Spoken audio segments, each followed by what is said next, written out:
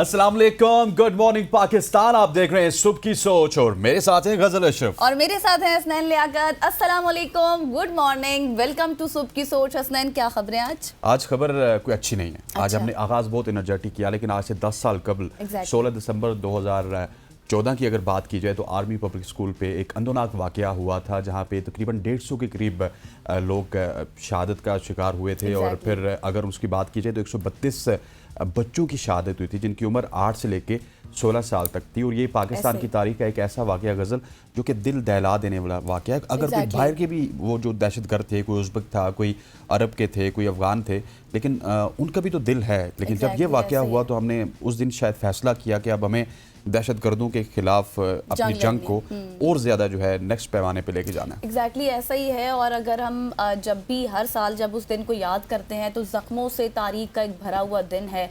और बहुत सारे बच्चे, टीचर्स, प्रिंसिपल्स, मतलब एक बड़ी तादाद थी बच्चों की जो निशाना बने थे दहशतगर्दी का। मासूम बच्चों को, छोटे छोटे बच्चों को जो है वो निशाना बनाया गया था। और अगर हम ये कहें कि वो ना भूलने वाला दिन है और ना कभी भूला जा सकता है तो शायद गलत नहीं होगा। मेरे ख्याल ऐसा वाकया है कि जिसने हमें शायद सकूत डाका को भी बुला दिया। आज एक दिन सकूत डाका भी हुआ था, लेकिन इस वाकये ने हमें इतना बड़ा सदमा बुला दिया, क्योंकि जब बच्चों की बात आती है तो बच्चों पे पूरी कौम मुत्तहिद हो जाती है। और बच्चों के हवाले से आप देखिए ना, छोटा सा धरना हो जाता है तो स्कूल कॉलेजेस बंद हो जाते हैं। क्यों? वो बच्चों की केयर की वजह से होते हैं कि बच्चों को कुछ ना हो जाए। बच्चे वालिदैन के बड़े करीब होते हैं, नेशंस के बड़े करीब होते हैं। और अनफॉर्चुनेटली 132 बच्चे हमारे शहीद हुए थे, बच्चे थे। और आज भी वो माएँ अपने बच्चों को उसी तरह से याद करती हैं। और आज भी जो है उन्हीं की याद को ताज़ा करने के लिए तमाम स्कूल, कॉलेजेस, यूनिवर्सिटीज़ को भी बंद कर दिया गया है और छुट्टी दे दी गई है, क्योंकि आज का दिन जो है वो उनके हवाले से दुआया तकरीबात भी होंगी, दुआ भी की जाएगी उन शहीद बच्चों के हवाले से। क्योंकि हमारी जो तारीख है वो ऐसे सानियात से भरी पड़ी है, बहुत से ऐसे वाक़यात हैं। लेकिन उस, जैसे कि हसनैन ने भी आपको कहा कि उस वाक़े के बाद हमने ये आज़म कर लिया कि किस तरह से दहशतगर्दी का कला कमा करना है। मुख्तलिफ ऑपरेशंस किए गए और अभी तक ये ऑपरेशन जारी है। और हमारे जो पाक फ़ौज के जवान हैं वो इस अज़्म और हौसले के साथ खड़े हुए हैं कि दहशतगर्दी का कला कमा करेंगे और आखिरी जो दहशतगर्द है उसके बिल्कुल उस नासूर को ख़त्म करके ही जो है वो दम लिया जाएगा। इस हवाले से हमारे पास एक पैकेज भी है। बिल्कुल, हमारे पास एक पैकेज है। आइए पहले वो पैकेज देखते हैं, उसके बाद प्रोग्राम को कंटिन्यू रखेंगे। जी, तो ये मोहम्मद फ़याज़ की पैकेज रिपोर्ट आपने देखी। और यकीनी तौर पे जिस तरह उस बच्चे ने कहा जो बच गया था कि हमें अपने इल्म से और अपने कलम से इनको शिकस्त देनी है। यकीन कीजिए कि यही हमारा मकसद है। और जिस कर्ब से, जिस परेशानी से हमारा मुल्क गुजरा है गजल, ये कोई और मुल्क होता तो शायद अभी तक सफ़े हस्ती से मिट चुका होता। आए दिन यहाँ पे धमाके होते थे, कभी एक मीना बाजार में धमाका, दूसरी तरफ कराची में धमाका, तीसरी तरफ मुल्तान में धमाका होता था। वो वक्त भी हमने गुजार लिया और इंशाल्लाह ये वक्त भी हमारा गुजर जाएगा। और जब ये पैकेज मैं देख रही थी तो मेरी आंखें नम हो गई और मुझे वही शेर याद आ गया जो हम अक्सर सुना भी करते हैं कि फूल देखे थे जनाजों पर हमेशा शौकत, कल मेरी आंख ने फूलों के जनाजे देखे। तो मतलब जब भी हम इस वाक़े को देखते हैं, हर साल इस याद को ताज़ा करते हैं, तो वो एक ज़ख्म जो है दोबारा से ताज़ा हो जाते हैं। ऐसे ये बहुत ही स्टोरीज़ हैं आज हमारे पास। अपनी स्टोरीज़ की जानिब बढ़ते हैं। कराची से आज हमारे पास एक स्टोरी है। कराची में इलेक्ट्रिक टैक्सी सर्विस का ऐलान कर दिया गया है, जो एक बहुत बड़ा इनिशिएटिव है। क्योंकि सिंध के वज़ीर इत्तलात शर्जील इनाम मेमन ने कराची में इलेक्ट्रिक गाड़ियों पर मुश्तमिल टैक्सी सर्विस मुतारिफ करवाने का ऐलान कर दिया है, जिसका मकसद नौजवानों को रोजगार के मौके फराहम करना है। और ये मंसूबा चीनी और पाकिस्तानी सरमायाकारों के ताउन से किया जा रहा है। शर्जील इनाम मेमन ने यह भी बताया कि चीनी सरमायाकारों के साथ 4 मुआहदे भी किए गए हैं, जिनमें पाकिस्तान में सन्नती जोन्स के क़याम में ताउन शामिल है। और इसका मकसद सन्नत को फ़रोग़ देना और पाक चीन ताल्लुकात को मज़ीद मुस्तहकम भी करना है। अल्लाह करे पाक चीन ताल्लुकात मज़ीद मुस्तहकम हो जाए। और कराची से आज बहुत सारी खबरें, वैसे कराची से या पंजाब से बहुत सारी खबरें होती हैं हमारे पास हमेशा से। उनकी गवर्नमेंट से इस तरह का काम करती है। लेकिन अनफॉर्चुनेटली एक चीज़ हमें कराची के हवाले से, सिंध गवर्नमेंट के हवाले से कहनी पड़ेगी कि वहाँ पे जो भी प्रोजेक्ट स्टार्ट होता है वो तकमील तक नहीं पहुंचता, या तकमील तक पहुंचता है तो वो करप्शन की नजर हो जाता है। आगाज होता है, उसके बाद बातें नहीं होती। एग्जैक्टली, वो करप्शन की नजर हो जाता है। जब आप पाकिस्तान पीपल्स पार्टी के किसी भी रहनुमा से पूछते तो वो कहते हैं नहीं, ऐसा कुछ भी नहीं है, आप कराची आते नहीं है, आप सिंध आते नहीं है, सिर्फ दूर से बैठ के ऐसी बातें करते हैं। तो अल्लाह करे कि ये जो इलेक्ट्रिक टैक्सी सर्विस जिसका जिक्र गजल ने किया, इसका आगाज भी और ये कामयाबी से आगे भी बढ़े। आगे बढ़ते हैं जी, और कराची से ही अब सिंध की बात करते हैं। सिंध के तलबा के लिए एक बहुत ही अच्छी खबर है। जिस तरह आपने इलेक्ट्रिक टैक्सी का जिक्र किया, इसी तरह सिंध के तलबा के लिए हार्वर्ड यूनिवर्सिटी के प्रोफेसर अब क्लासेस लेंगे। अच्छा। यस, अब सिंध वाले हार्वर्ड यूनिवर्सिटी के प्रोफेसर्स की क्लासेस से पढ़ेंगे। मैं आप वाली बात ही रिपीट करूंगी कि ऐसा हो जाए ऐसा हो जाए, लेकिन इस अमल का इजहार और ये जो काविश है ये की है गवर्नर सिंध कामरान टेसोरी साहब ने, जिनके मुताबिक जो तलबा हैं IT रिलेटेड, उनके लिए ये काम किया गया कि IT के तलबा अब ऑनलाइन क्लासेस लेंगे और सिंध यूनिवर्सिटी के जितने भी IT स्टूडेंट्स हैं उनकी क्लासेस लेने के लिए, ऑनलाइन क्लासेस लेने के लिए हार्वर्ड के प्रोफेसर्स आएंगे, वो उनकी क्लासेस लेंगे। और ये एक बड़ा अच्छा इक़दाम है सिंध के लिए, सिंध के बच्चों के लिए, और यकीनी तौर पे जो हमारी IT इंडस्ट्री है जिसके हवाले से हम अक्सर बात करते हैं, उसके फलने फूलने के लिए एक बड़ा अहम ऐसा ही है। और अगर ऐसा हो जाता है तो IT इंडस्ट्री में एक बहुत बड़ा इनकलाब होगा। और दूसरी बात ये भी है कि इसके साथ साथ आपके जो बच्चे हैं, जो IT स्टूडेंट्स हैं, उनको एक कम्पेटिटिव जॉब मार्केट मिलेगी जिसमें वो जो है वो मुकाबला कर सकते हैं, और साथ ही साथ जो है उनको जॉब के मौके भी मिल सकते हैं। तो ये जी सिंध से आपके पास हमारे पास खबर थी जो आपके साथ शेयर किया है। अगली स्टोरी की जानिब बढ़ते हैं और अगली स्टोरी आपको बताते हैं कि पाकिस्तान के लिए आलमी बैंक के कर्जे की मनसूही, जो कि एक बहुत बड़ा सेटबैक होगा हसनैन ये सब के लिए, क्योंकि आलमी बैंक ने पाकिस्तान को $500 मिलियन का कर्ज देने से इनकार कर दिया है।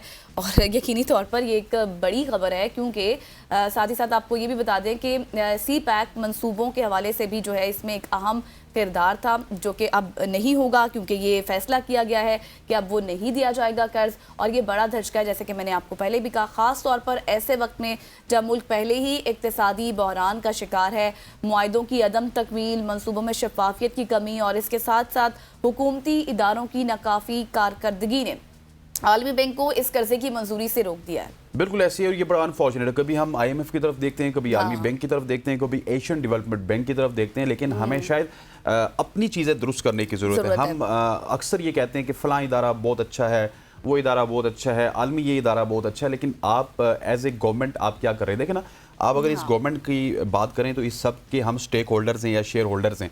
किसी भी मुल्क को या गवर्नमेंट को चलाने वाले ना, जिस तरह एक कंपनी होती है ना, उसी तरह ये समझ लें कि Pakistan is a company, China is a company, लेकिन उस कंपनी में जो उसका सरबराह है और उसके जो वजीर मुशीर हैं वो उसको कितना अच्छा चलाते हैं, उसके अंडर में जितनी भी इंतज़ामिया होती है, पुलिस है, डिफरेंट डिपार्टमेंट्स हैं, इंफ्रास्ट्रक्चर के डिपार्टमेंट है, वो अपने आप को कितना अच्छा चलाते हैं। अनफॉर्चुनेटली पाकिस्तान में वो क्या कहते होते हैं कि काम ना करने की तनख्वाह लेते हैं और काम करने के पैसे लेते हैं, इस तरह के काम हो रहे हैं। और हमारे हर महकमे में इस तरह के काम हो रहे हैं, और ये चीज़ें सिर्फ पाकिस्तान में नहीं, ये पूरी दुनिया को पता है, वर्ल्ड बैंक को भी पता है, IMF को भी पता है कि किस तरह से करप्शन हमारे माशरे में सरायत कर चुकी है। हमें इस करप्शन को रोकना होगा और कम से कम हमें अपने कदमों पे खुद खड़ा होना पड़ेगा। अदरवाइज़ ये आए दिन हमें यही मिलेगा कि कभी हमें वर्ल्ड बैंक कर्जा नहीं देगा, कभी हमें IMF कर्जा नहीं देगा, और उनकी बातें मानते मानते हमारी जो एक तो कर्जे बढ़ जाते हैं, दूसरा इन्फ्लेशन कहाँ से कहाँ चली जाती है। जब हम IMF के पास जाते हैं तो इन्फ्लेशन डबल ट्रिपल हो जाती है। उसकी वजह ये होती है कि जो डेडलॉक होता है 2-3 महीने का, उस डेडलॉक में अनसर्टेनिटी होती है, और आपका मुआशी निज़ाम इस तरह का है कि जो बड़े इन्वेस्टर्स हैं वो अपना हाथ खींच लेते हैं, और उसके बाद अनफॉर्चुनेटली महंगाई फैल जाती है। और दूसरी बात यह है कि अब जिस तरह से $500 की बात की जा रही है, तो ज़ाहिर है फिर इससे एक महंगाई का भी तूफान आएगा, मिनी बजट के हवाले से भी वो भी इफेक्ट होगा। फिर हम देखेंगे कि टैक्सेस की भरमार होगी, तो ये सिलसिला चलता जाएगा। और हमेशा से मैं एक ही बात कहती हूँ कि जब भी कोई नया PM आता है, उनकी पहली स्पीच ये होती है कि हम IMF के प्रोग्राम में नहीं जाएंगे, लेकिन अनफॉर्चुनेटली फिर से हमें जाना पड़ता है। तो ये अब सिलसिला बरकरार है, हसनैन वाली बात, कि जब तक हम खुद इस चीज़ को नहीं काउंटर करेंगे, खुद अपने पाँव पर, अपने कदमों पर खड़े नहीं होंगे, ये मसाइल हल नहीं होंगे। बिल्कुल ऐसे ही आगे बढ़ते हैं। सिंध का पहला सीनियर सिटीजन कार्ड बुजुर्ग शहरियों के लिए एक अहम कदम है। सिंध हुकूमत ने बुजुर्ग शहरियों के फलाह के लिए एग्जैक्टली एक तारीखी कदम उठाते हुए पहला सीनियर सिटीजन कार्ड जारी किया है। ये कार्ड सिंध के बुजुर्ग शहरियों को मुख्तलिफ अहम सहूलतें फराम करेगा, जिससे इनकी ज़िंदगी को आसान और बेहतर बनाया जा सकता है। जी हाँ, तो जिस तरह हमने कहा कि पहले हम बातें कर रहे थे सिंध के हवाले से कि वहाँ पे EV बसेस जो है वो स्टार्ट करनी है, इससे पहले हमने बुलेट ट्रेन के हवाले से भी बातें की थी। बहुत से मंसूबे हैं जो उनका आगाज़ कर दिया जाता है, लेकिन सिर्फ हम खबरें देते हैं कि आगाज़ हो गया है, लेकिन एक्चुअल में क्या उसका आगाज़ होता है, ये एक बहुत बड़ा सवालिया निशान है। और जिस तरह से आप कार्ड की बात करें बुजुर्ग शहरी की, तो हम ये उम्मीद करते हैं कि ये भी हो जाए और जो हमारे सीनियर सिटीजन्स हैं उसको इससे मुस्तफ़ीद हो सकें। आगे चलते हैं, सिंध से आपको ले चलते हैं। टेस्ला हादसे में मरने वाले शख्स के ख़ानदान का कानूनी चाराजोई करने का ऐलान कर दिया गया है बाकायदा तौर पर, क्योंकि अमरीकी शहरी ने टेस्ला के ऑटो पायलट पर हादसे में मौत के बाद ख़ानदान ने कंपनी और एलन मस्क पर मुकदमा दायर कर दिया। एलन मस्क आप सब जानते हैं, मुझे बार बार रिपीट करने की ज़रूरत नहीं है कि वो कौन है, क्योंकि हादसे में 4 फायर फाइटर्स समेत कई अफराद जख्मी हुए। टेस्ला का मौक़िफ़ है कि हादसे की वजह से जुज़वी तौर पर ड्राइवर की गलती थी, जबकि ख़ानदान का दावा है कि हादसा टेस्ला की टेक्नोलॉजी की नाकामी की वजह से हुआ है। जैसे हम बात करते हैं कि टेक्नोलॉजी बढ़ती जा रही है, जहां उसके फ़ायदे हैं तो नुकसानात भी होते हैं। बिल्कुल ऐसे ही है। और जिस तरह एलन मस्क आए, उन्होंने टेक्नोलॉजी के मैदान में एक इनकलाब बर्पा किया, उसके बाद उसके क्या कहते होते हैं साइड इफ़ेक्ट्स भी आना स्टार्ट हो चुके हैं, डिसएडवांटेजेस भी आना स्टार्ट हो चुके हैं, और एलन मस्क को एक कानूनी चाराजोई का सामना करना पड़ेगा। और अब देखते हैं कि टेस्ला इसको किस तरह से हैंडल करता है। अभी तक तो वो कह रहे हैं कि नहीं, ये हमारी खराबी नहीं है, ये उस ड्राइवर की खराबी है जो वहाँ पे बैठा था, लेकिन ख़ानदान के मुताबिक ये टेस्ला की खराबी है। आगे बढ़ते हैं, और आगे बढ़ते हुए आपको बताते हैं शमसी तवानाई से चलने वाली एआई कश्ती के हवाले से। एआई की आजकल बहुत बात है, हर जगह एआई एग्जैक्टली। अब देखें, एक तो सोलर से चलने वाली एआई कश्ती तैयार कर ली गई, और दूसरा ये कश्ती माहौल दोस्त है। दुनिया के माहौलियाती मसाइल और पानी की किल्लत को मद्देनज़र रखते हुए ये शमसी तवानाई से चलने वाली कश्ती मुतारिफ करवाई गई है। और ये तकरीबन अगर मैं आपको बताऊं तो 25 लाख लीटर पानी को साफ करती है, और शमसी तवानाई से चलने वाली एक मुनफरिद कश्ती है। कश्ती पानी में आलूदगी का तज्जिया करने के लिए आर्टिफिशियल इंटेलिजेंस का इस्तेमाल करती है, और इसे लग्जरी डाइनिंग एरिया के तौर पर भी डिज़ाइन किया गया है। मतलब आप ये एक बड़ी बात बता रहे हैं कि 25, जितना आपने बताया 25 लाख लीटर पानी, 25 लाख लीटर, हाँ, उसको साफ करती है। फिर उसके बाद जिस तरह से सर्कल चलता है पानी का, वो भी एआई का बहुत दौर हो रहा है। वही बात हम हमेशा से करते हैं कि कुछ अरसे बाद हमें भी यहाँ पर हमारी जगह पे एआई का काम कर बैठे होंगे और देख रहे होंगे कि हमारी जगह एआई काम कर रहे हैं। इस हवाले से ना आप ये खबर शेयर करें, फिर मेरे पास भी एक इंटरेस्टिंग खबर है। मैं आपको बताऊंगा कि एआई और रोबोट्स आजकल क्या कर रहे हैं। अच्छा, तो आप फिर आज बहुत सी इस तरह की खबरें लेकर आए हैं वाकई। तो आगे बढ़ते हैं जी। लैब में तैयार शुदा लकड़ी, ये जब खबर लैब में तैयार हो चुकी है। हाँ, ये जब मैंने खबर पढ़ी तो मैं बहुत की जरूरत नहीं है नहीं, इतनी ज्यादा टेक्नोलॉजी आ चुकी है कि अब लकड़ी को आप लैब में तैयार कर सकते हैं। जो काम आप जंगलों में जाकर करते थे, अब आपको वो लैब में करना पड़ेगा। और ये एक बहुत अहम कदम है। नई डॉन बायो कंपनी ने लैब में तैयार की जाने वाली लकड़ी मुतारिफ करवाई है, और ये काफ़ी हैरत अंगेज टेक्नोलॉजी जंगलात की कटाई को ख़त्म करने और माहौल को नुकसान पहुंचाए बगैर लकड़ी के इस्तेमाल का मौका फराहम करती है।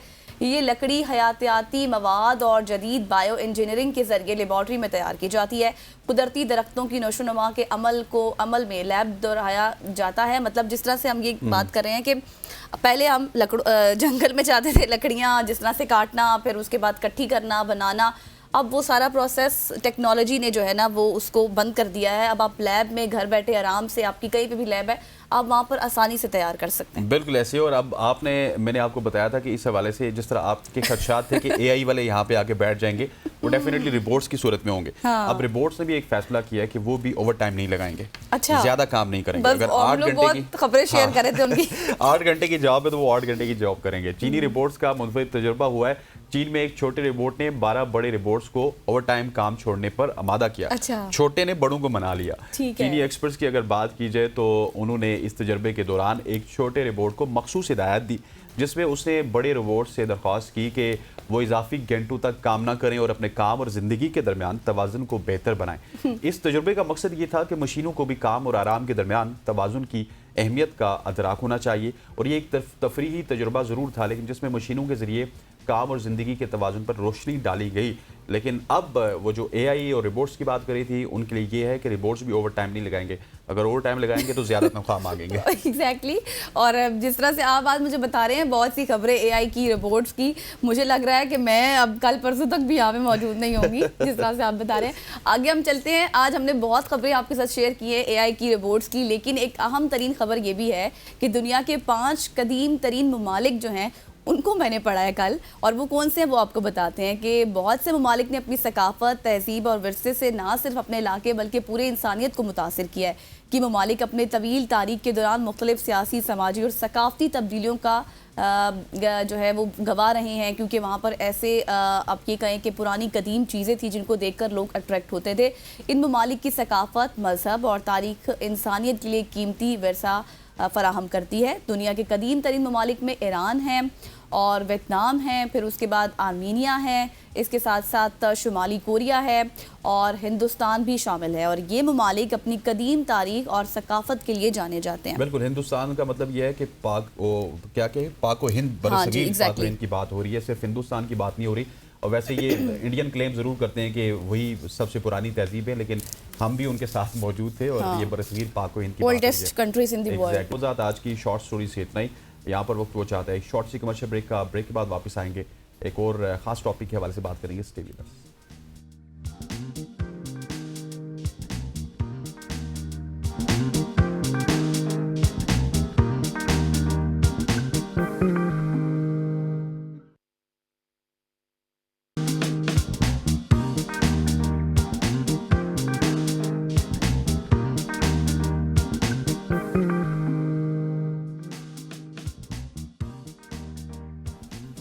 Welcome back after the break. और अब हम बात करेंगे यूनान कश्ती हादसे के ऊपर। जिस तरह से हमने खबरें सुनी गुज़श्ता 2 दिन से, हम देख रहे हैं कि यूनान के साहिली इलाके में पेश आने वाले एक दिल दहला देने वाले वाक़े के से मुतल्लिक़ खबरें हैं।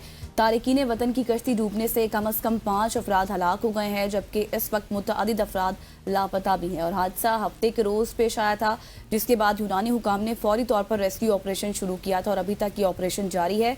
इसमें ज़्यादातर अफराद का ताल्लुक पाकिस्तान से बताया जा रहा है और ये वाक़यात इंसानी स्मगलिंग की संगीनी को उजागर करते हैं, जिसके ज़रिए गैर कानूनी तौर पर यूरोप पहुंचने की कोशिशें की जा रही होती हैं। इस हादसे के बाद हुकाम ने तहकीकात भी शुरू कर दी हैं और FIA को इंसानी स्मगलिंग के माफिया के खिलाफ कार्रवाइयाँ तेज करने की भी हिदायत कर दी गई हैं। ये बड़ा अनफॉर्चुनेट है जो ग्रीस से आप खबर मुझे दे रही हैं, और मैं आपको बताऊं कि इंसानी स्मगलिंग के हवाले से पाकिस्तान और इंडिया में बहुत ज़्यादा ग्रुप्स ऐसे हैं जो कि मुतारिक होते हैं, और इस हवाले से इंडिया में तो काफ़ी काम किया गया। एक डंकी मूवी भी आई थी, बेसिकली इसको कहते हैं डंकी।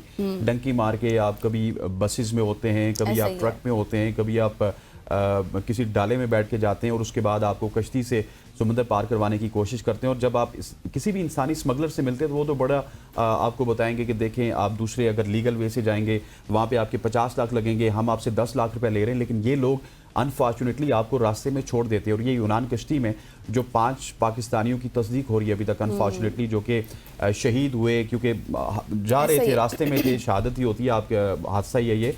तो उनके हवाले से शायद उनको भी इन्होंने तसल्ली दी होगी कि हम आपको 10 लाख में यूरोप पहुंचा देंगे। लेकिन खुदारा जितने भी लोग हमें सुन रहे हैं, जितने बच्चे सुन रहे हैं, जितने वालिदैन सुन रहे हैं, उनसे हमारी एक गुजारिश है कि अगर आपको बाहर जाने का बहुत ज़्यादा शौक है, आप लीगल वे से जाइए, आप एजुकेशन के थ्रू जाइए, आप वर्क परमिट के थ्रू जाइए, आप किसी और जरिए से जाइए, इमिग्रेशन करवा लीजिए, कुछ पैसे पकड़ लीजिए ताकि वहाँ पे जाके आप स्टेबल हो जाएंगे। लेकिन इस तरह ना कीजिए कि 5-10 लाख रुपया या 20 लाख रुपया बचाने के लिए आप अपने प्यारों की जिंदगी वो दाव पे लगा देते हैं। और अनफॉर्चुनेटली कज़न मुझे कहना पड़ेगा कि यहाँ पे तो वो आपको सुनहरी ख्वाब दिखाते हैं, लेकिन जिस तरह से ये यहाँ से जाते हैं, लेट्स सपोज कराची से आगे जाएंगे तो किसी बंकर में बैठ के जाएंगे, किसी बहरी जहाज में छोटी सी जगह पे बैठ के जाएंगे, खाने के लिए कुछ नहीं मिलता, पीने के लिए कुछ नहीं मिलता, फिर वहाँ लंबा सफर कितने दिन का आपको तय करना, और वहाँ से कनेक्टिविटी किस तरह की होती है आपको पता है कि वहाँ से एक एजेंट आएगा, वो कहेगा जी कि आप यहाँ पे बैठे रहें।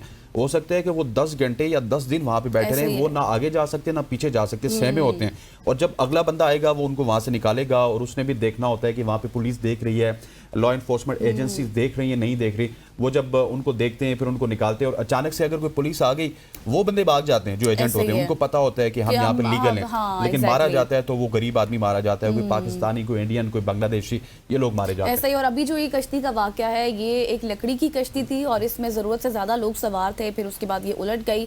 लेकिन हसनैन, मुझे इस चीज़ में एक फैक्टर हुकूमत का भी नज़र आता है कि अगर आप अपने मुल्क में इतनी अपॉर्चुनिटीज़ रखें, आप इतनी सलाहियत रखें, यहाँ पर इतनी जॉब्स की अपॉर्चुनिटीज़ दें, तो फिर शायद जो लोग गरीब अवाम है, जो बाहर जाकर अपने मुस्तकबिल का सोचते हैं कि वहाँ जाकर हम कुछ करेंगे, अपने घर वालों को कुछ देंगे, कोई अपना फ्यूचर बनाएंगे, वो पाकिस्तान में रहकर सोच सकते हैं, बजाय इसके कि वो बाहर जाने का इंसान क्यों सोचता है? इसीलिए सोचता है कि हम, हाँ एग्जैक्टली, इसीलिए। लेकिन वो अनफॉर्चुनेट सी बात है कि इससे पहले भी हमने कई वाकयात ऐसे ही देखे थे, और फिर से यही कहा जाता है कि रिपोर्ट पेश की जाए, तहकीकात की जाए, 5 दिन के अंदर वज़ीर दाखिला को रिपोर्ट दे दी जाए, ऑपरेशन किए जा रहे हैं, लेकिन वो जिंदगियां तो ज़ाया हो गई जिन्होंने होना था। और किस तरह से उन्होंने वो पैसे जमा किए होंगे, किस तरह से वो गए होंगे, वो एक अलग कर्जा उनके ऊपर आ गया।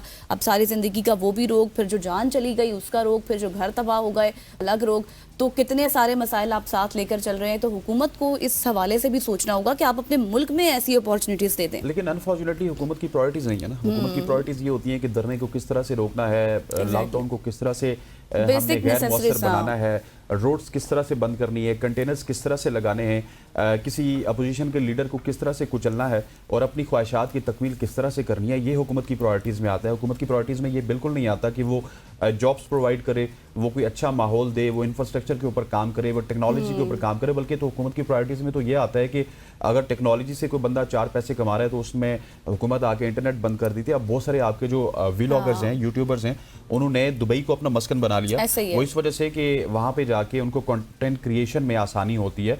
सो हमारे यहाँ तो जो लोग पैसे कमा रहे हैं उनका गुजारा नहीं होता, तो जो नहीं कमा रहे वो इसी तरह से कभी डंकी का सहारा लेते हैं, कभी किसी और चीज़ का सहारा लेते हो। That is very unfortunate. आपने जो पॉइंट रेज किया डेट इज़ वैलिड, लेकिन रिस्पॉन्सिबिलिटी गवर्नमेंट की शिफ्ट हो जाती है किसी और तरफ, वो इस बारे में सोचते ही नहीं है। वही बात और है ना ही कि हमारी इलेक्शन में सॉरी टू से कोई प्रायोरिटीज होती है। इलेक्शन में कभी बस वो सिर्फ अपना एक मैनिफेस्टो दे देते हैं, मैनिफेस्टो देते हैं 50 लाख जॉब्स हो जाएंगे, 50 लाख घर हो जाएगा, करोड़ घर हो जाएगा, करोड़ जॉब हो जाएगी। उसके बाद 5 साल बाद कोई भी उनका मुआवजा नहीं करता कि आपने ये 5 लाख या 50 लाख या 1 करोड़ जो जॉब्स थी वो दी या नहीं दी। एग्जैक्टली और फिर उसके बाद हमारे पास ये खुद बाकायदा एविडेंस मौजूद है, सॉर्ट्स मौजूद हैं शहरियों के, लोगों के, जो ये कहते हैं कि हमने वोट ही इसीलिए दिया था कि शायद हमें बहुत सी उम्मीदें थी, हमने अपने हल्के में जाकर इस MNA को इलेक्ट किया, जो भी जिस तरह भी किया इसीलिए किया था कि हमारे लिए हमारी ज़िंदगी को बेहतर किया जाएगा।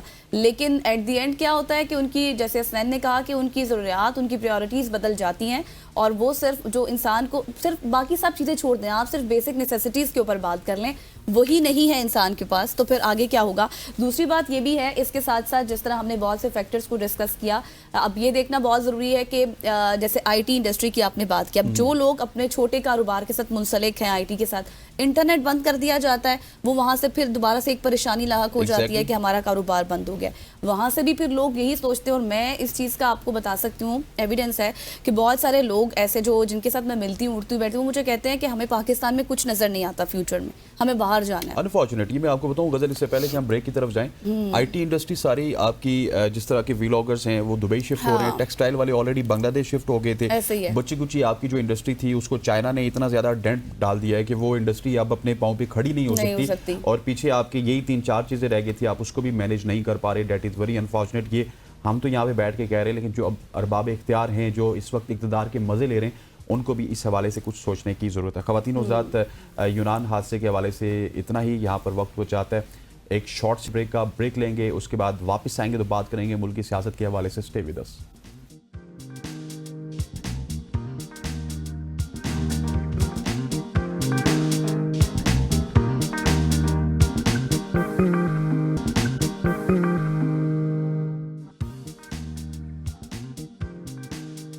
Welcome back to show. अब मुल्क की सियासत की बात करें तो वहाँ पर सिविल नाफरमानी तहरीक का ऐलान पाकिस्तान तहरीक इंसाफ के चेयरमैन इमरान खान ने 14 दिसंबर को किया था और उसके बाद इस मौजू पर मुसलसल बहस जारी है। PTI के रहनुमा शौकत यूसुफजई ने इस तहरीक को मौखर ना करने की बात की और उनका कहना था कि मुज़ाकरात की नाकामी की सूरत में ये तहरीक बिला तातुल जारी रहेगी। दूसरी जानिब महमूद खान अचकजई, जो उनके इत्तेहादी समझे जाते हैं, उन्होंने इस तहरीक को मौखर करने की अपील की थी, जिससे सियासी मंजरनामा मजीद पेचीदा हो गया है। वज़ीर आला खैबर पख्तूनख्वा अली अमीन गंडापुर भी इस तहरीक के हवाले से मुख्तलिफ बयानात दे चुके हैं और उन्होंने कहा कि ये तहरीक इमरान खान के फैसले के मुताबिक चलाई जाएगी। जी हाँ, अब ये जिस तरह से आपको हसनैन ने बताया कि 14 तारीख की कॉल थी, आज 16 तारीख है, लेकिन सवालात अब ये भी उठ रहे थे कि 14 तारीख को ये सिविल नाफरमानी की जो तहरीक है, क्या इसको मौखर किया जाएगा, क्योंकि मुज़ाकरात की एक बाज़गश बहुत ज़्यादा है कि शायद मुज़ाकरात हो जाएं। और मुज़ाकरात के हवाले से पहले 5 रुकनी कमेटी थी, अब 7 रुकनी कमेटी बना दी गई है PTI की जानिब से। और सवाल फिर ये भी उठ रहा है इसके साथ कि अब जिस तरह से फैज़ हमीद के हवाले से जो बातें हुई हैं चार्जशीट करने के हवाले से, उसके बाद PTI के मौक़िफ़ में थोड़ी सी नरमी आई है और वो फिर मुज़ाकरात की तरफ जो है वो आगे फॉरवर्ड हुई है और उनको लगता है कि अब मुज़ाकरात हो जाने चाहिए। लेकिन इसके साथ सवाल हसनैन ये भी उठ रहा है कि पहले जिस तरह से PTI ने सिर्फ एक राग अलापा हुआ था कि हम बात करेंगे सिर्फ और सिर्फ स्टैब्लिशमेंट से, ठीक, क्योंकि हुकूमत जो है वो सिर्फ एक डमी है। मेरे ख्याल उनके साथ ना आपकी बात कंप्लीट होने से पहले मुझे वो याद आ गया, वो क्या कहते होते, एक वो कहानी थी शेर आया तो जब एक्चुअल में शेर आ गया तो कोई भी नहीं उनके साथ। तो मसला ये है कि उन्होंने 1.5-2 साल, ये बड़ा इस प्रोसेस को साल हो गया लिंगर ऑन करते हुए। गवर्नमेंट कह रही थी हमने मुज़ाकरात करने, वो कह रहे थे नहीं हम उनसे मुज़ाकरात करेंगे जो इनको हैंडल करते हैं। अनफॉर्चुनेटली अब वो कह रहे हैं कि हमने मुज़ाकरात करने, गवर्नमेंट गवर्नमेंट कह रही है नहीं अब और हमने पहले नहीं से करने। हमने ये बातें सुनी थी, पीटीआई यही कहती थी कि एक डमी है, इनके पास इख्तियार नहीं है, ये हैं कौन, मुज़ाकरात तो उन्हीं से होंगे जिनके पास असल ताकत है। लेकिन एट वंस ऐसा क्या हुआ कि एकदम से पीटीआई मुज़ाकरात के लिए मान गई? ये एक बहुत बड़ा सवाल है इस वक्त जो है उठाया जा रहा है, क्योंकि शायद पीटीआई को ये लग रहा है कि इमरान खान की मुश्किलात में मजीद इजाफा भी हो सकता है, जिस तरह से अब ये जो ट्रायल के हवाले से बातें हो रही हैं। क्योंकि एक तरफ हम देख रहे थे कि अगर मुज़ाकरात हो जाते, जिस तरह से खुद पीटीआई के कुछ रहनुमाई कहते हैं कि मुज़ाकरात होने चाहिए, हुकूमत ने भी कहा होने चाहिए, टेबल टॉक ज़रूरी है, लेकिन अब इन मुज़ाकरात का मकसद क्या है? क्योंकि इससे पहले आप जिस तरह से तनकीद का निशाना बनाते रहे हैं इदारों को भी और लोगों को भी, अब आप उन्हीं लोगों के साथ, उन्हीं डमी के साथ जिनके पास इख्तियारात आप कहते थे नहीं है, उन्हीं के साथ कैसे आप मुज़ाकरात कर हाँ, सकते मेरा हैं? ख्याल है कि बहुत सारे हल्के ये भी कह रहे हैं, जो लोग तज्जिया निगार हैं या फिर कुछ दूरस खबरें दे रहे हैं कि उनके मुताबिक फैज़ हमीद साहब की जो चार्जशीट है उसके बाद माहौल डिफरेंट हुआ है। और फैज़ हमीद साहब की चार्जशीट का मतलब ये है कि कहीं ना कहीं पे इसके ताने बानी पीटीआई इमरान खान के साथ भी मिल क्योंकि रहे हैं। वो ये बात है कि ये फर्द वाहिद का काम नहीं है, एक पूरी पार्टी इन्वॉल्व है इस सारी और हो सकता है कि उस चार्जशीट के बाद आपको खान साहब भी मिलिट्री कोर्ट्स में मुकदमे भुगतते हुए नजर आए और इसी वजह से शायद खान साहब ने भी ये कह दिया कि अब मुज़ाकरात आप करें और गवर्नमेंट से ही कर लें, कम से कम कुछ ना कुछ किसी ना किसी लेवल पे बातचीत हो रही हो, चाहे गवर्नमेंट लेवल पे हो, ताकि कुछ रिलीफ मिल सके। ये भी एक पॉइंट तो जरूर है। पॉइंट ये भी है और ये भी पॉइंट है कि फिर अगर मुज़ाकरात हो जाते हैं, बातचीत होती है, तो फिर इसका टीओआरस क्या होंगे, इनकी मुज़ाकरात की क्रेडिबिलिटी क्या होगी, किस एजेंडे पर बात की जाएगी? क्योंकि जो एजेंडा पीटीआई का है, इमरान खान को बाहर निकालना, कैदियों की रिहाई, तो वो तो शायद हुकूमत नहीं मानती और उसके ऊपर वो मानेगी भी नहीं। लेकिन अब एक तो कमी आई है उसमें कि पहले ये होता था कि आप हमारे ये 3-4 मुतालबात मानिए कि इलेक्शन के ऊपर जो धांधली हुई उसके हवाले से बात करें, फिर जितने भी रहनुमा हैं जो गिरफ्तार हैं उनकी रिहाई का अमल। लेकिन अब पाकिस्तान तहरीक इंसाफ कह रही है नहीं, हम ये बैगेज पीछे छोड़ेंगे, हम कोई भी मुतालबा नहीं लेके आते। उनका सबसे बड़ा मुतालबा तो ये था कि खान साहब की रिहाई के हवाले से बात करें थे। अब वो कहते हैं कि हम मुतालबात के बगैर टेबल में आते हैं, लेकिन गवर्नमेंट कहती है ये अभी भी बगैर टेबल के नहीं आते क्योंकि इन्होंने एक तलवार लटकाई हुई है सिविल नाफरमानी की। पहले आप वो कॉल भी वापस लें, उसके हवाले से आवाम को एड्रेस करें कि हम किसी किस्म की सिविल नाफरमानी की तरफ नहीं जा रहे, हम सिर्फ गवर्नमेंट के साथ मुज़ाकरात करें, हो सकता है कि हमारी बर्फ पिघल जाए। सो ये तो चीज़ें हैं कि टेबल के ऊपर आने के लिए गवर्नमेंट को भी अपनी शराइत पीछे रखनी पड़ेंगी और जाहिर है सबको एक एक स्टेप पीछे होना होगा, क्योंकि ये हम सबके लिए फायदा है, किसी एक पार्टी या दूसरी पार्टी का फायदा नहीं है, हम सबका, क्योंकि हम सभी चाहते हैं कि मुल्क में एक स्टेबिलिटी आ जाए। क्योंकि हम देख रहे हैं जिस तरह हम इससे पहले के सेगमेंट डिस्कस कर रहे थे, जो बेसिक नेसेसरीज हैं लोगों की, जो असल के जो इश्यूज हैं, क्योंकि नॉन इश्यूज को इश्यूज बनाया जाता है, जो इश्यूज हैं उनको एड्रेस नहीं किया जाता और ये आपस में जो चपकलश एक चली हुई है हुकूमत की और पीटीआई की, बिल्कुल ऐसे है। और गजल इसके ऊपर बात हम कंटिन्यू रखेंगे। हमारे साथ मौजूद हैं शौकत यूसुफजई साहब, रहनुमा हैं, सीनियर रहनुमा पाकिस्तान तक के। शौकत साहब, thank you so much for joining अस। सबसे पहले अगर हम सिविल नाफरमानी की बात करें तो उसके हवाले से बताया गया था कि 15 दिसंबर के बाद कोई कॉल भी आ सकती है, सिविल नाफरमानी का आगाज़ भी हो सकता है। उस हवाले से क्या अपडेट्स हैं? क्या सिविल नाफरमानी की तरफ मामलात आपको बढ़ते हुए नजर आ रहे हैं? क्योंकि आपने भी मेरे ख्याल इसके हक पे बात की है कि बानी की कॉल है तो इसके ऊपर अमल होना चाहिए। बिस्मिल्लाहिर्रहमानिर्रहीम, बहुत शुक्रिया। देखिए, बानी इमरान खान ने तो बिल्कुल कहा था कि सिविल नाफरमानी की तहरीक हम शुरू कर रहे हैं, लेकिन उसके साथ साथ जो पार्टी की लीडरशिप थी उन्होंने खान साहब को मुज़ाकरात पर राजी किया और फिर कमेटी बनवाई और वो कमेटी अभी तक जो है वो मुज़ाकरात का इंतजार कर रही है। तो ये मेरे ख्याल से 1-2 दिन हो सकता है कि वो उस पर काम करे और उसके बाद फिर नया तारीख की अनाउंसमेंट होगी खान साहब की तरफ से। अगर मुज़ाकरात होते हैं, बात आगे बढ़ती है तो फिर तो ठीक है, अगर नहीं बढ़ती है तो फिर कोई नया लाएमल जो है उसका फिर ऐलान होगा। तो फिलहाल तो यही सूरत हाल है। अच्छा शौकत साहब, तो अभी आप ये कह रहे हैं इसका मतलब कि अभी तक मुज़ाकरात शुरू नहीं हुए? देखिए, हुकूमत की तरफ से कोई खास रिस्पांस नहीं आ रहा और ये इंतहाई गैर जिम्मेदाराना मैं समझता हूँ कि हरकत है गवर्नमेंट की तरफ से कि अभी तक वो कहती रही कि जी कुछ भी नहीं, ये लोग सियासी नहीं है, मुज़ाकरात नहीं करते हैं। जब मुज़ाकरात के लिए राजी किया खान साहब को, तो अब ये जो है ना टाल मटोल कर रहे हैं और ये समझते हैं कि शायद तारीख इंसाफ कमजोर हो गई है। देखें, ये मैं आपको हम सारे पाकिस्तानी हैं और पाकिस्तान के लिए दिल धड़कता है, पाकिस्तान से मोहब्बत करते हैं, इसीलिए पाकिस्तान में मौजूद है। वरना ये लोग तो सारे चले गए हैं, ये तो बाहर रहते हैं, सारे सिर्फ इक़्तिदार के लिए आते हैं। आप देखें, मामूली हिसाब से कम अज कम आपको पता है कि काफी लोग जो है इस वक्त मुल्क से बाहर हैं, लाखों।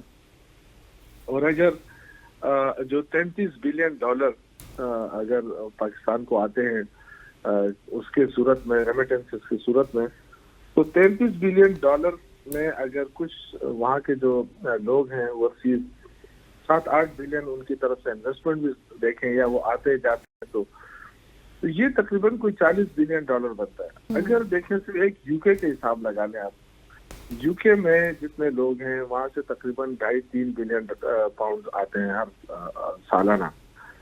तो अगर वहां आपको पता है 90% लोग जो है वो पीटीआई और इमरान खान के साथ हैं, बल्कि 99 पॉइंट।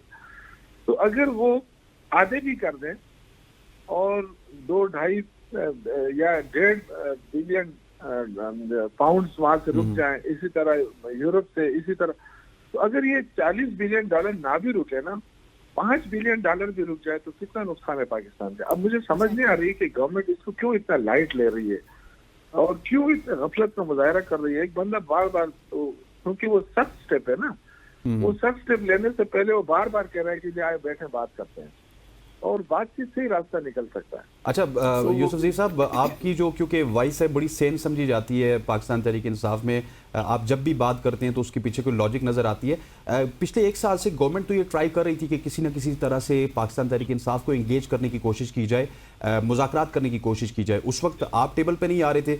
अब जब आप टेबल पे आ रहे हैं तो गवर्नमेंट कोई बात नहीं कर रही, वो कह रही है कि सिविल नाफरमानी की जो तलवार है आपने लटकाई है इसको भी हटाएंगे तो फिर उसके बाद आके मेज़ पे बैठेंगे। सो ये मामलात क्या है, पहले आपकी तरफ से लिंगर ऑन थे, अब गवर्नमेंट की तरफ से, सो ये तो और ज़्यादा डेडलॉक नहीं पैदा हो जाएगा? देखिए, जहाँ तक इमरान खान का ताल्लुक है ना, वो आज भी समझता है कि इस हुकूमत के पास इख्तियार नहीं है और हमारे जो मुज़ाकरात हैं वो बिल्कुल फजूल किस्म के मुज़ाकरात होंगे, क्योंकि इनके पास इख्तियार ही नहीं है।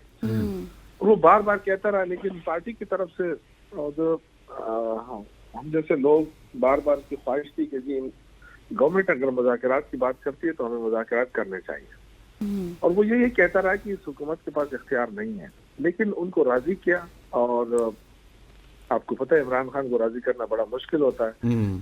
उसके बाद उन्होंने कमेटी बनाई, बड़े संजीदा लोगों की कमेटी बनाई, और उन्होंने कहा ठीक है आप मुज़ाकरात कर लें और आपने जो फैसला किया मुझे मंजूर है।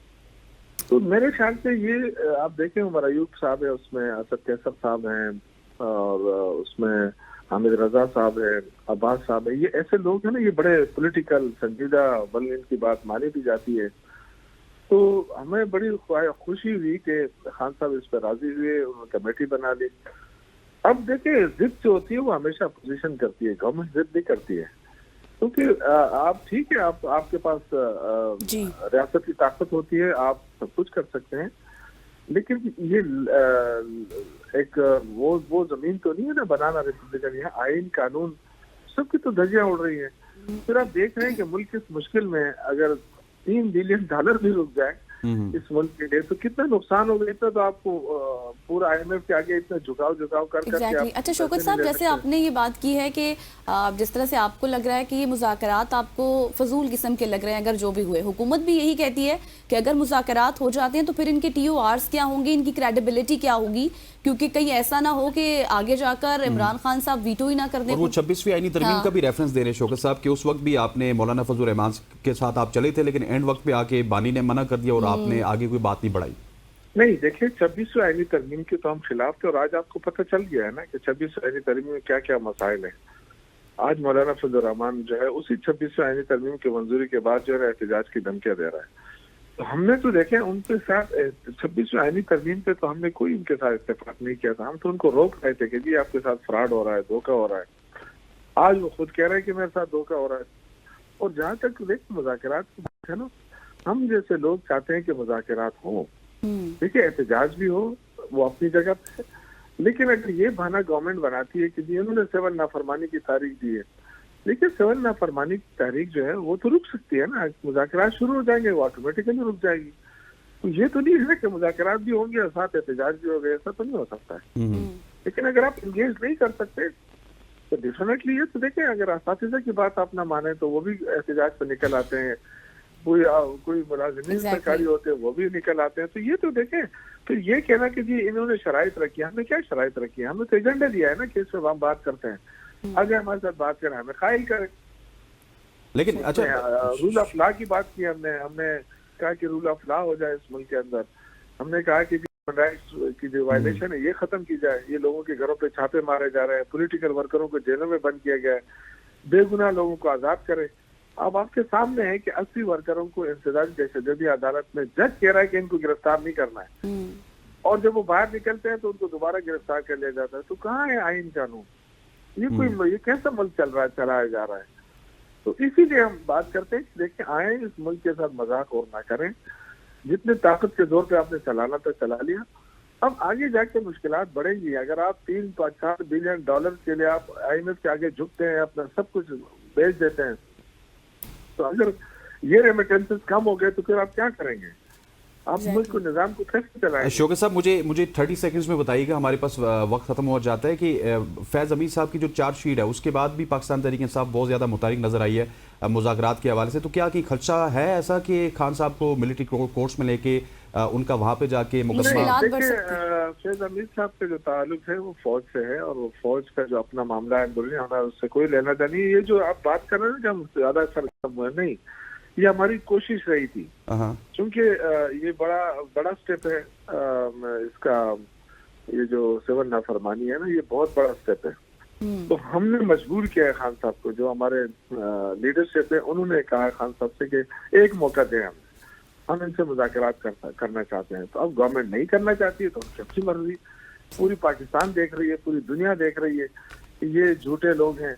ये पहले कहते थे मुज़ाकरात, कल तक तो कहते थे मुज़ाकरात, आज जब इनको ये अंदाजा शायद हो रहा है कि 26 नवंबर को हमने इनको नाकाम बना दिया, इनको हमने भगा दिया, मार दिया, तो इनके ये ख्याल है कि लोग दोबारा नहीं निकलेंगे, तो ये इनकी गलतफहमी है। लोग निकलेंगे भी, और अगर खान साहब ने सिविल नाफरमानी की कॉल दी तो कम से कम जो बाहर बैठे लोग हैं ना, वो इमरान खान की आवाज पे। शौकत यूसुफ साहब, thank you so much for joining अस। सबकी सोच पे बात करने का बहुत बहुत शुक्रिया। शौकत यूसुफ साहब मौजूद थे। एग्जैक्टली, और वो यही कह रहे थे, जिस तरह से बैरिस्टर गौहर ने भी कहा कि अब 9 मई की भी धूल बैठनी चाहिए और बातें आगे बढ़नी चाहिए।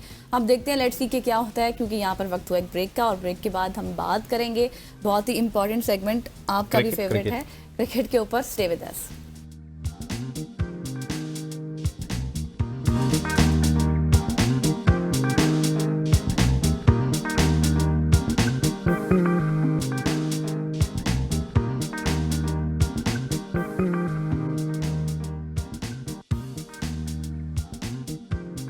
Welcome back after the break. और अब हम बात करेंगे क्रिकेट के हवाले से, और हसनैन बहुत खुश हैं, ब्रेक में भी बहुत ज़्यादा बातें कर रहे थे मुझसे क्रिकेट के हवाले से, और मैं सिर्फ सुन रही थी क्योंकि मैं चाह रही थी कि जवाब मैं उन्हीं से सुनूं जो लोग अब हमारे साथ मौजूद होंगे। तो जी, पाकिस्तान और जनूबी अफ्रीका के दरमियान तीसरा और आखिरी T20 मैच बारिश की नज़र हो गया था, और जनूबी अफ्रीका ने 3 T20 मैचेस की सीरीज 2-0 से अपने नाम कर ली है। 3 मैचेस की सीरीज में जनूबी अफ्रीका को 2-0 की फैसलाकुन बढ़तरी हासिल थी। ताहम मुसलसल बारिश की वजह से टॉस ही नहीं किया जा सका, और मुसलसल बारिश की वजह से एम्पायर्स ने मैच को मंसूख कर दिया, और मेजबान टीम ने 3 T20 मैचेस की सीरीज 2-0 से अपने नाम कर ली। इसके बाद हम बात करेंगे 2025 की ICC चैंपियंस ट्रॉफी के हवाले से। भारतीय क्रिकेट बोर्ड BCCI ने अपनी शराइत जो है वो जितनी भी शराइत थी रखी गई थी पाकिस्तान की जानिब से, जिनके मुताबिक पाकिस्तान अगर 2026 के T20 वर्ल्ड कप के फाइनल तक पहुंचता है तो फिर भारत में आकर खेलने पर राजी होगा। पाकिस्तान क्रिकेट बोर्ड यानी कि PCB इस सूरत हाल में अपनी शराइत पर कायम है, और हाइब्रिड मॉडल के तहत जो है मैचेस के इनेकाद का हामी भी है, जिसके तहत पाकिस्तान और भारत के मैचेस न्यूट्रल वेन्यूज पर खेले जाएंगे।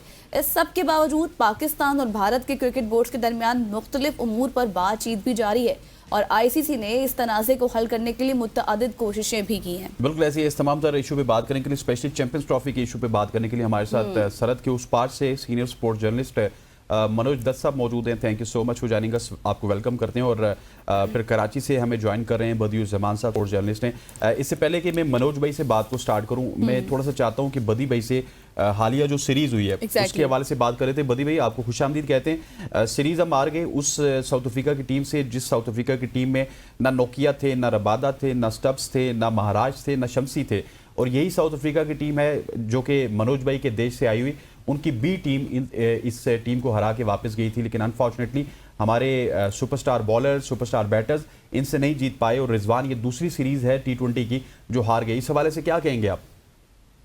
हाँ, देखिए हसनैन भाई, जिस तरह की परफॉर्मेंस पाकिस्तान टीम की है, अगर आप देखेंगे ऑस्ट्रेलिया में जीत के बाद थोड़ा सा आपको वो चीज मिली थी कि आप आगे जाके सीरीज जीतते, लेकिन आप उसके तसलसल को बरकरार नहीं रख सके। जिम्बाब्वे निस्बतन आपसे बहुत ज्यादा कमजोर थी, वहां पर आपने जो है वनडे सीरीज जीती, T20 सीरीज जीती, लेकिन अगर देखा जाए तो जनूबी अफ्रीका की आपने बिल्कुल सही कहा कि बड़े तमाम जो है 6 से 7 प्लेयर उनके नहीं थे, उसके बावजूद जिस तरह की उनकी परफॉर्मेंस थी और जिस तरीके से उन्होंने बैटिंग, बॉलिंग और फील्डिंग की, तो पाकिस्तान को तो ये सोचना पड़ेगा कि आपने तो वापस अपने स्टार भी बुला लिए थे, आपने नसीम शाह को बुला लिया था, उसको खिलाया नहीं, लेकिन शाहीन शाह अफरीदी, बाबर आजम, मोहम्मद रिजवान, बड़े बड़े प्लेयर थे आपके पास, तो आपकी कारकर्दगी जो है वो किस तरह की। हारिस रऊफ जब 1-2 मैचेस में अच्छी बॉलिंग करते हैं तो लोग उनकी वाह शुरू कर देते हैं। देखें बहुत सारी जो पिचेस होती हैं, बहुत सारी जो कंडीशन होती हैं, वहां पर आपको इतनी तेज बॉलिंग की जरूरत नहीं होती जितना आपके पास जो है वो स्विंग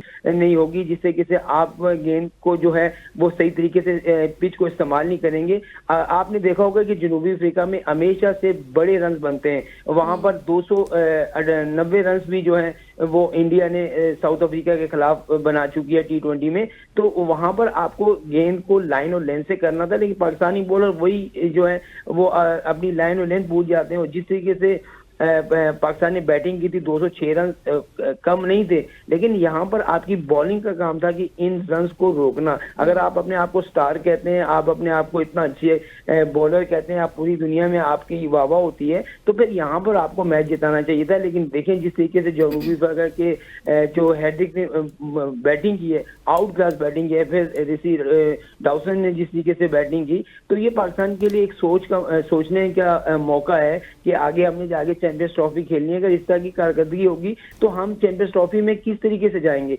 बाबर आजम मुकम्मल तौर पर आउट ऑफ फॉर्म है, मोहम्मद रिजवान जब से कप्तान बने आउट ऑफ फॉर्म में, सलमान अली आगा से रन नहीं हो रहे, तो आखिर कौन है जो आके आपके टॉप ऑर्डर में रन करके देगा। साइम अयूब 2 मैचेस में ये मानते हैं कि रन करता है, फिर 1-2 मैचेस में नाकाम हो जाता है, तो यहाँ आपको सोचना पड़ेगा, आपको जो है मिडिल ऑर्डर में तगड़े 2 बल्लेबाज लेने पड़ेंगे ताकि आप जो है चैंपियंस ट्रॉफी में अच्छे तरीके से जो है वो मैचेस खेल सकें। वरना इस तरह की अगर आपकी क्रिकेट हुई तो मुझे नहीं लगता है पाकिस्तान चैंपियंस ट्रॉफी में उसकी कोई परफॉर्मेंस होगी। ठीक हो गया। अच्छा, मनोज भाई से भी थोड़ा सा पॉइंट ऑफ व्यू ले लेते हैं। मनोज भाई, पाकिस्तान क्रिकेट टीम के हवाले से भी पॉइंट ऑफ व्यू आपका ले लेते हैं। हमारी T20 क्रिकेट में मुसलसल तनज़ली देखी जा रही है। 2022 के फाइनल के बाद हमारी टीम उस तरह से सर चढ़ के नहीं बोल रही। 2022 तक हम बड़ा अच्छा खेल रहे थे, लेकिन फिर अचानक से बाबर आजम और रिजवान फेल होते तो पूरी पाकिस्तान की बैटिंग लाइनअप फेल होती है। सरहद की उस पार में पाकिस्तान की T20 कारकर्दगी को कैसा देखा जाता है और क्यों हमारी क्रिकेट टीम मुसलसल नाकाम हो रही है? देखिए, जो आपका डोमेस्टिक सर्कल है ना, जैसा कि मैंने सुना है, देखा है, बहुत अच्छा है। आपके यहाँ 10-10 और 5-5 क्रिकेट के बड़े सारे टूर्नामेंट्स होते हैं, और कुछ ऐसे प्लेयर हैं जो कि उन्हीं टूर्नामेंट से निकल करके आपकी T20 टीम तक पहुंचे हैं। लेकिन जहां तक इंटरनेशनल लेवल पर पाकिस्तानी T20 टीम की बात की जाए, और अभी जैसा कि मैं सुन रहा था कि हमारे साथी जर्नलिस्ट बोल रहे थे कि सबसे महत्वपूर्ण ये रहता है कि अगर कंडीशंस आपके फेवरेबल है ना, तो वहां पर आपको बेसिक्स को फॉलो करना होता है। एक्स्ट्रा और एडिशनल एफर्ट की जरूरत नहीं रहती है।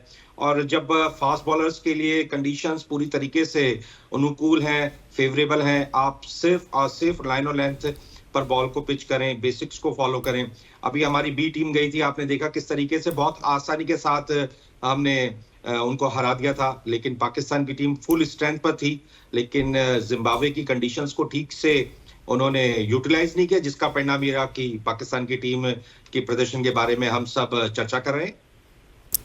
एग्जैक्टली। अच्छा बदी भाई, जिस तरह से अभी मनोज भाई भी कह रहे थे कि बहुत ज़्यादा चीज़ों को देखना होता है, और आप भी ये कह रहे थे कि अब की तमाम तरह जो सूरत हाल है ये चैंपियंस ट्रॉफी की तैयारी है, अब कल से वनडे का भी आगाज़ हो जाएगा, आप कैसा कॉम्बिनेशन देख रहे हैं फिर? बदी भाई, मेरे ख्याल हमारी आवाज़ नहीं सुन पा रहे। मनोज साहब, आपकी तरफ चलते हैं, अब चैंपियंस ट्रॉफी के हवाले से बात कर लेते हैं। फाइनली आज गजल खबरें इस तरह की आ रही हैं कि शायद कोई ICC कोई प्रेस रिलीज जारी करेगा, कोई ऐलान करेगा, और जिसके ऊपर फ्यूचर मॉडल या हाइब्रिड मॉडल के तहत चैंपियंस ट्रॉफी भी होगी और T20 वर्ल्ड कप भी होगा। मनोज साहब, आप इस सारे मामले को क्या देखते हैं और किस तरह की खबरें आपके पास? देखिए, फैंस के लिए बहुत अच्छी खबर है कि काफी दिनों से ये मामला लटका हुआ था, और ग्रेग बार्कले जो कि एक्स चीफ थे ICC के, उन्होंने काफी समय से डिसीजन नहीं लिया था।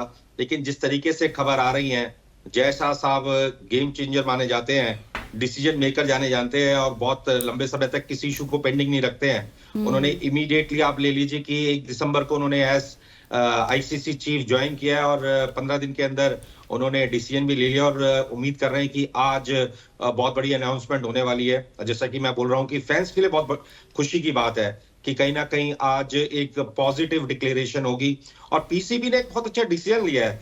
आप इसको ऐसे ले सकते हैं कि पीसीबी अगर चैंपियंस ट्रॉफी को बढ़िया तरीके से ऑर्गेनाइज करने में सफल रहता है ना, तो कहीं ना कहीं जो एक दाग लगा हुआ है, जो एक छाप लगी हुई है पाकिस्तान के ऊपर कि कोई भी इंटरनेशनल इवेंट ठीक से नहीं करवा सकते हैं पिछले कुछ समय से, और अगर यहाँ पर सुरक्षा चाक चौबंद रही, बढ़िया तरीके से चैंपियंस ट्रॉफी का आयोजन हुआ, तो निश्चित रूप से उम्मीद कर सकते हैं कि अंतर्राष्ट्रीय बिरादरी में पाकिस्तान का जो एक भरोसा थोड़ा सा कम हुआ है वो फिर से बढ़ जाएगा।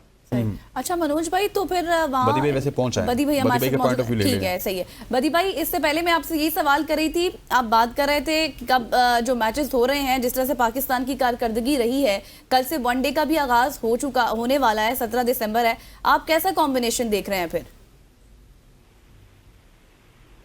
मुझे लगता है कि बदी भाई हमारे साथ उनका राब्ता डिस्कनेक्ट हो गया है। मनोज भाई की तरफ बढ़ते हैं। मनोज भाई, जिस तरह से अभी आप चैंपियंस ट्रॉफी के हवाले से बात कर रहे थे, इंडिया में इस चीज को कैसे लिया जा रहा है? क्योंकि बहुत कंट्रोवर्सी रही है रिटर्न के हवाले से भी कि भारत शायद रिटर्न नहीं लिख के दे रहा, क्योंकि कुछ केस भी कमजोर नजर आ रहा है। बहुत से जो सारफीन है, सोशल मीडिया पर हमने देखा कि बहस व मुबाहिसा रहा। तो अब बाकायदा तौर पर इसकी अनाउंसमेंट आज मुतवक्के है, तो वहां पर क्या स्टांस नजर आ रहा है वहां पर फैंस का, नौजवानों का? भाई, हर एक क्रिकेट फैन जो है वो भारत और पाकिस्तान को खेल के मैदान में देखना चाहता है। exactly. जो टेंशन रहती है, जो एक्साइटमेंट रहती है, जो खेल के मैदान में उतार चढ़ाव रहता है, वो उसका एक अलग ही मजा है। सबसे बड़ा मैच रहता है भारत और पाकिस्तान का, क्रिकेट का हो चाहे हॉकी का मैच हो। भले ही जर्मनी, हॉलैंड, ऑस्ट्रेलिया हॉकी में डोमिनेट करते हैं, इंग्लैंड, बेल्जियम डोमिनेट करते हैं, लेकिन भारत और पाकिस्तान की अगर हॉकी की टीमें भी आमने सामने होती है तो एक अलग ही मजा होता है, एक अलग ही जोश होता है। क्रिकेट तो सोने पे सुहागा है। क्रिकेट का मैच यानी कि उस मैच पर 4 चांद पहले से ही लग जाते हैं, कई दिन पहले से तैयारियां शुरू हो जाती हैं। और आप ये देख लीजिए, जैसे ही शेड्यूल डिक्लेयर होना है आज आईसीसी के द्वारा, वैसे ही जहां पर मैचेस होंगे, मोस्ट प्रॉब्ली दुबई में मैचेस होने हैं, तो दुबई की जो फ्लाइट्स होंगी, जो होटल्स होंगे, उसके लिए बुकिंग आप समझ सकते हैं कि कैसे धड़ाधड़ बुकिंग शुरू हो जाएगी। इंडिया पाकिस्तान से नहीं, विश्व के अनगिनत देशों से, जहां पर भी क्रिकेट फैंस भारत और पाकिस्तान का मैच मैदान में देखना चाहते हैं। तो आप समझ सकते हैं कि क्या गर्मी रहती है, क्या जोश रहता है, क्या जुनून रहता है भारत और पाकिस्तान की टीमें जब मैदान में आमने सामने होती हैं। अच्छा बदी भाई, आपकी तरफ आते हैं। चैंपियंस ट्रॉफी के हवाले से सुना ये था कि अभी तक बर्फ पिघली नहीं थी, लेकिन रात को इस तरह की खबरें मौसूल हुई हैं कि शायद हाइब्रिड मॉडल के तहत 2026 का जो सेमीफाइनल और फाइनल है वो भी पाकिस्तान इंडिया जाके नहीं खेलेगा। आपके पास क्या खबरें हैं? देखिए, ऐसा इंडिया बात चल रही है कि क्योंकि जो मुश्तरका तौर पर मेजबान जो हैं वो श्रीलंका भी है उस और पाकिस्तान भी है और इंडिया भी है, तो अब यही होगा कि पाकिस्तान तो ये डिमांड कर सकता है कि हम भारत नहीं खेलेंगे, हम कोलंबो में जाके खेलेंगे। तो एक ऑप्शन ये भी है कि पाकिस्तान अपने मैचेस जो हैं बजाय इंडिया के दुबई भी ना खेले और कोलंबो में जाकर खेले। ये एक ऑप्शन ज़ेरे गौर जो है आया है पाकिस्तान क्रिकेट बोर्ड की जानिब से। इस तरह की बातें जो है वो सामने आ रही हैं।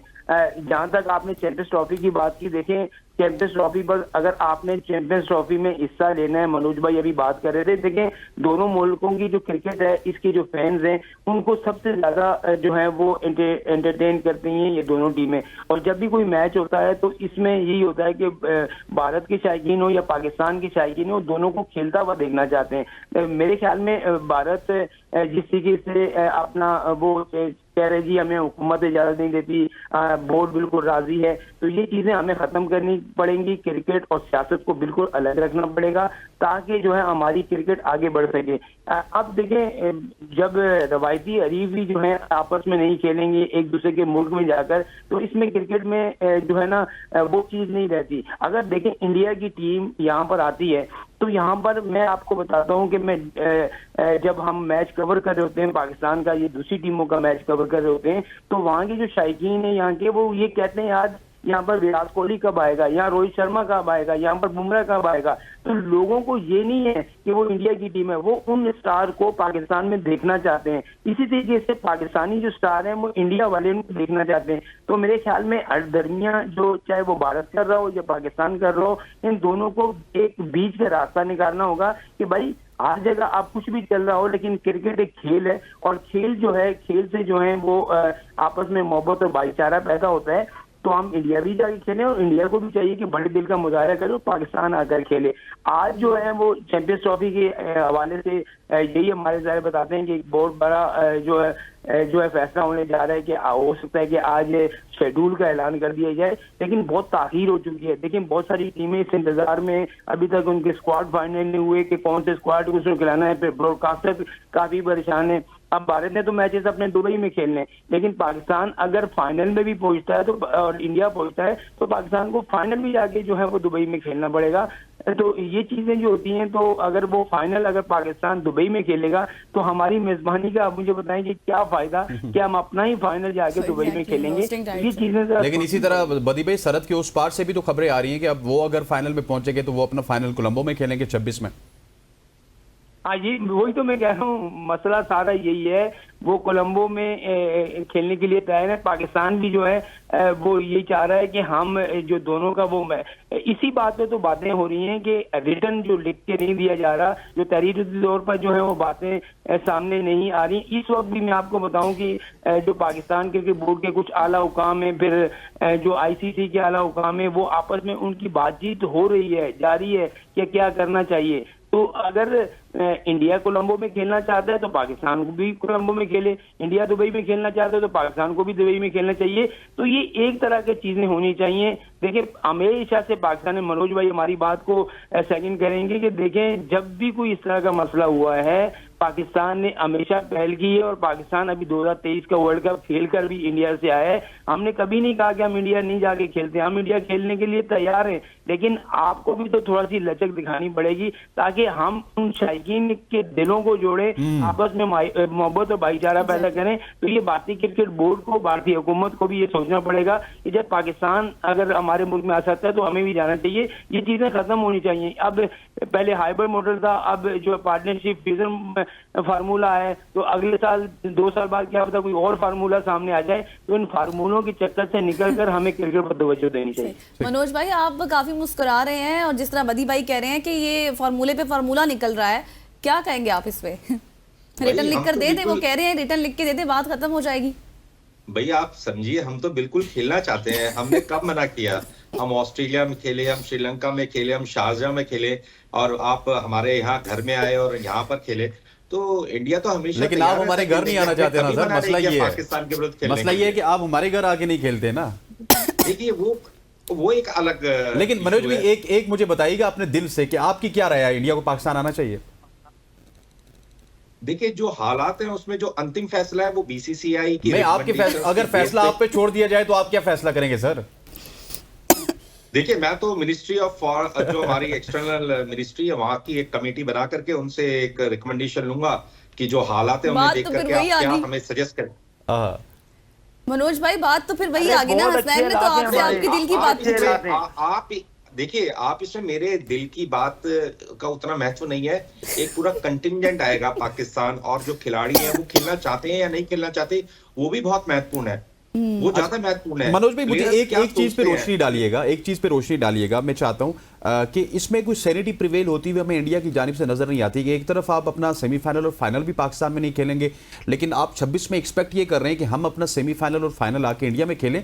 मतलब ये कुछ हिपोक्रेसी लगती है इसमें। अगर आप नहीं आते तो फिर हमें ना बुलाएं, हमारी क्या जरूरत है फिर? देखिए 26 में अभी बहुत लंबा समय है, पहले तो 25 की बात कर रहे हैं ना। 26 में क्या डेवलपमेंट्स होंगी, किस तरीके से गवर्नमेंट टू गवर्नमेंट बात होती है, पीसीबी और बीसीसीआई किस तरीके से किसी भी इशू को लेकर के आगे बढ़ते हैं, वो एक 26 का बहुत लंबा सफर है। तब तक पता नहीं क्या क्या चीजें डेवलप होंगी, किस तरीके से स्थिति बदलेगी और बदलती परिस्थितियों में किस प्रकार के निर्णय लिए जाएंगे, वो एक अभी लंबा सफर है। उसके बारे में अगर बात अभी ना करें तो ज्यादा बेहतर है। लेकिन 25 की जो चैंपियंस ट्रॉफी है, निश्चित रूप से आईसीसी ने एक अच्छा निर्णय लिया है। पीसीबी को मैं बधाई दूंगा कि उन्होंने आईसीसी के फैसले को माना है, हाइब्रिड मॉडल पर तैयार हो गए हैं, और इस चैंपियंस ट्रॉफी से सभी को फायदा होना है। सारी कंट्रीज को क्रिकेट मिलेगी, पाकिस्तान के अंदर बाहर की टीमें खेलने आएंगी, पाकिस्तान को अच्छी खासी धनराशि मिलनी है, और कुल मिलाकर के फैंस को क्रिकेट देखने का मौका मिलेगा। सही। अच्छा मनोज भाई, जिस तरह से इससे पहले बदी भाई भी बात कर रहे थे ब्रॉडकास्टर्स के हवाले से कि सायरा अब इंडिया ने तो ये सोच लिया कि वो अपना फाइनल जहां पर खेलेगा दुबई में जाकर, लेकिन मसला पाकिस्तान के लिए है, बहुत सी चीज़ों को डिसाइड करना है, हर चीज़ देखनी है, और फिर एक पूरा एक सिनेरियो होता है जिसमें उन्होंने अपनी चीज़ों को भी सेल आउट करना होता है, एक शेड्यूल बनाना होता है। तो अब ये तमाम तर मामलात आपको लगता है कि हल हो जाएंगे? आज का दिन है। देखिए, अगर आज ऑफिशियली अनाउंस हो जाता है सब कुछ, तो पाकिस्तान के पास पूरा समय है। पाकिस्तान के बाकी सभी टीमों के पास भरपूर समय है। South Africa, Australia, England, New Zealand, West Indies, Sri Lanka, Afghanistan, India, ये सभी पार्टिसिपेट करेंगे चैंपियंस ट्रॉफी में। और आपके यहाँ मैंने न्यूज में भी देखा, अच्छी खासी तैयारियां चल रही हैं। स्टेडियम्स का रेनोवेशन बहुत बढ़िया तरीके से चल रहा है। आपके पीसीबी चीफ लगातार इंस्पेक्ट कर रहे हैं। आईसीसी की भी टीम आकर के देख के चली गई है, कुछ उन्होंने डायरेक्शंस दिए हैं। तो कुल मिलाकर के यूं कह सकते हैं कि जैसे ही आज शेड्यूल डिक्लेयर होता है, अनाउंस होता है, उसके बाद स्पीड अप करने की थोड़ी सी जरूरत रहेगी। आप ये देख लीजिए कि मैदानों की जो स्थिति है उसको देख करके अगर आप फटाफट से सारा काम कंप्लीट कर लेते हैं, थोड़ा बहुत तो कमी पेशी रहती है। आप बहुत बड़ा इंटरनेशनल इवेंट कर रहे हैं, कोई आसान का एक शादी के लिए आप जब अरेंजमेंट करते हैं तो आप बारात में आए हुए सभी लोगों को खुश नहीं कर सकते। उसी तरीके से एक इंटरनेशनल इवेंट है, इसको आप इस तरीके से समझ सकते हैं। आपने 8 टीमों को अपने यहाँ 7 टीमों को आपने अपने यहाँ बुलाया है, 2-2 वेन्यूज पर मैचेस होने हैं, तो इतना आसान नहीं रहता है। लेकिन कुल मिलाकर के मेरा मानना यह है कि पीसीबी के पास एक बहुत ही गोल्डन अपॉर्चुनिटी है। पाकिस्तान के लोगों के पास एक बहुत ही सुनहरा मौका है। चैंपियंस ट्रॉफी को सफल बनाएं। चैंपियंस ट्रॉफी में किसी भी प्रकार का कोई अड़चन नहीं आनी चाहिए। तो निश्चित रूप से यूं कह सकते हैं कि पाकिस्तान में आने वाले जो आयोजन है उसका भविष्य उज्जवल माना जा सकता है। ठीक हो गया मनोज भाई, आपका बहुत शुक्रिया। बदी भाई, आपका बहुत शुक्रिया। चैंपियंस ट्रॉफी के हवाले से आपने सुनी है और दिल की बातें पूछी आज हमने। उम्मीद करते हैं कि उन्होंने दिल की बात आज भी नहीं बताई। उन्होंने कहा जी कि मैं भी फॉरेन क्या कहते हैं फॉरेन कमेटी को एक बना के और फिर उसकी तरफ फैसला सुपुर्द कर दूंगा कि वो क्या करते हैं। यहाँ पर वक्त हो जाता है एक शॉर्ट सी कमर्शियल ब्रेक का। ब्रेक के बाद आएंगे तो गजल का फेवरेट सेगमेंट एस्ट्रोलॉजी के हवाले से बात करेंगे। स्टे विद अस।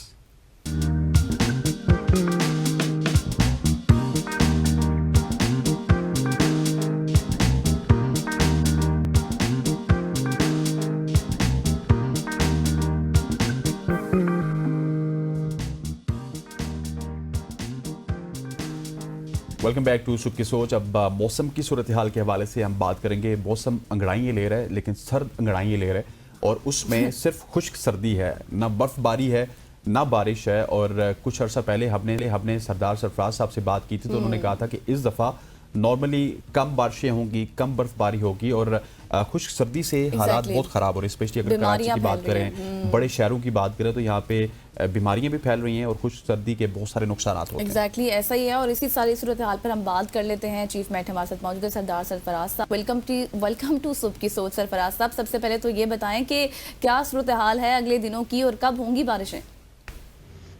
जी बहुत शुक्रिया।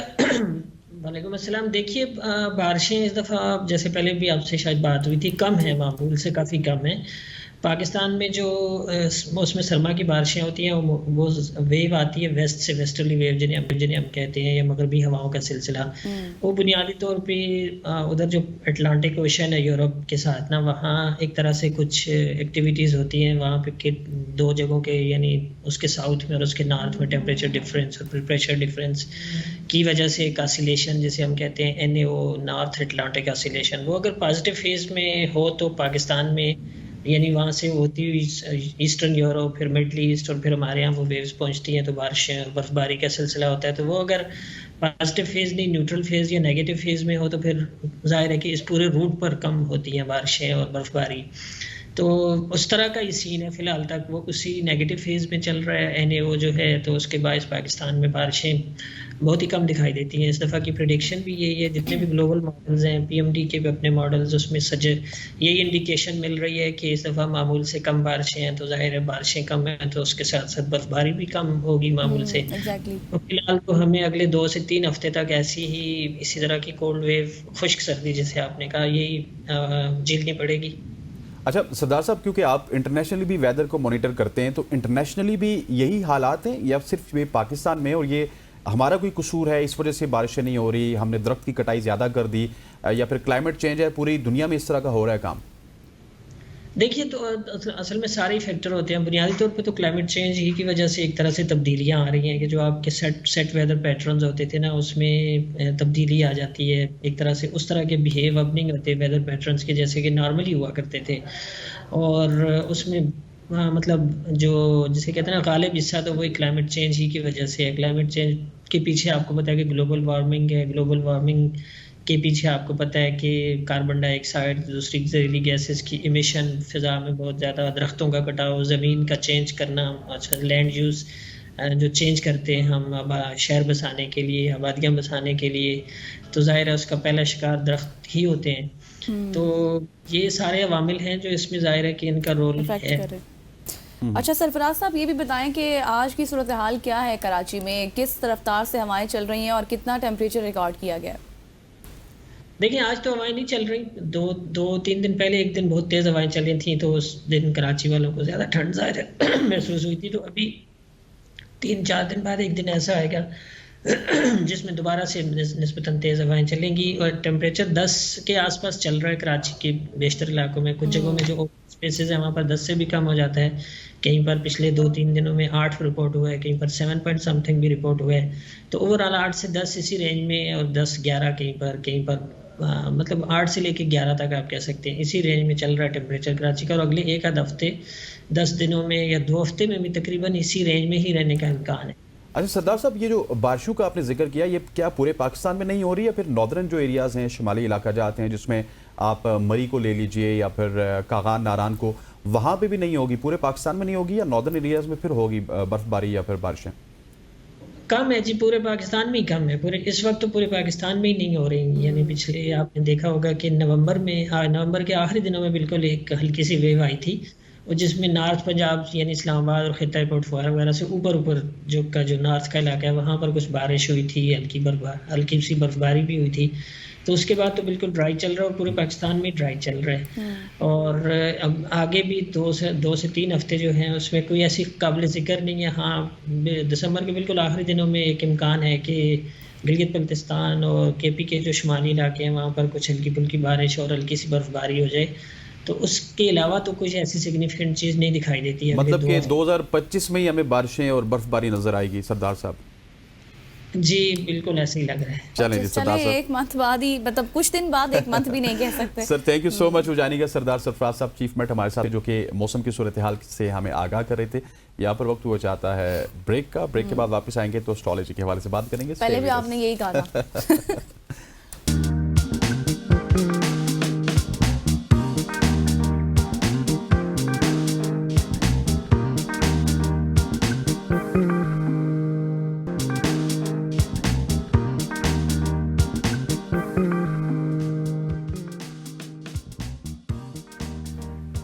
Welcome back to show. अब हम बात करेंगे 12 सितारों की। 12 सितारों का हाल जानेंगे अपने मेहमान से, और जानेंगे कि आपकी जो ज़िंदगी है उसके आने वाले 7 दिन कैसे रहेंगे। अगले हफ्ते आपको क्या कुछ करना चाहिए, कौन सी एहतियातें आपको बरतनी चाहिए। और इसी हवाले से हमारे साथ मौजूद हैं दाऊद जी। Dawood ji thank you so much हो जानेगा। सबसे पहले स्टार्ट विद द एरीज, क्योंकि हम चाहते हैं कि हमारे स्टार्स जल्दी से ख़त्म हो, उसके बाद हम आवाम के सवालात लेंगे।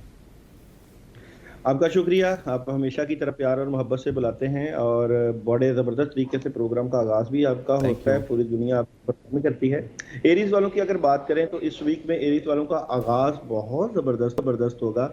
मामलात में बड़ी ज़बरदस्त मदद होगी, लेकिन एक बार याद रखिएगा, कुछ लोग आपके मामलात को डिस्टर्ब कर रहे हैं, उनसे बच के रहिएगा। नेगेटिविटी आपको फील होगी।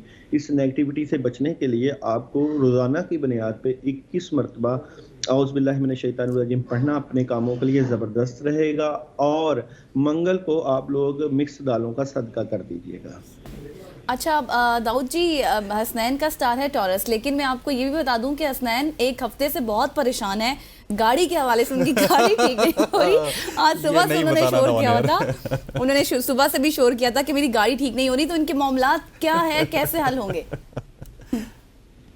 अच्छा, अभी इनको तो कोई समझ नहीं लग रही कि मैंने करना है क्या नहीं करना है। यहाँ पे कार्ड ये आ रहा है, नती ये आ रही है कि बिल्कुल ये वो कहते हैं ना सोचलेस एग्जैक्टली थिंकलेस।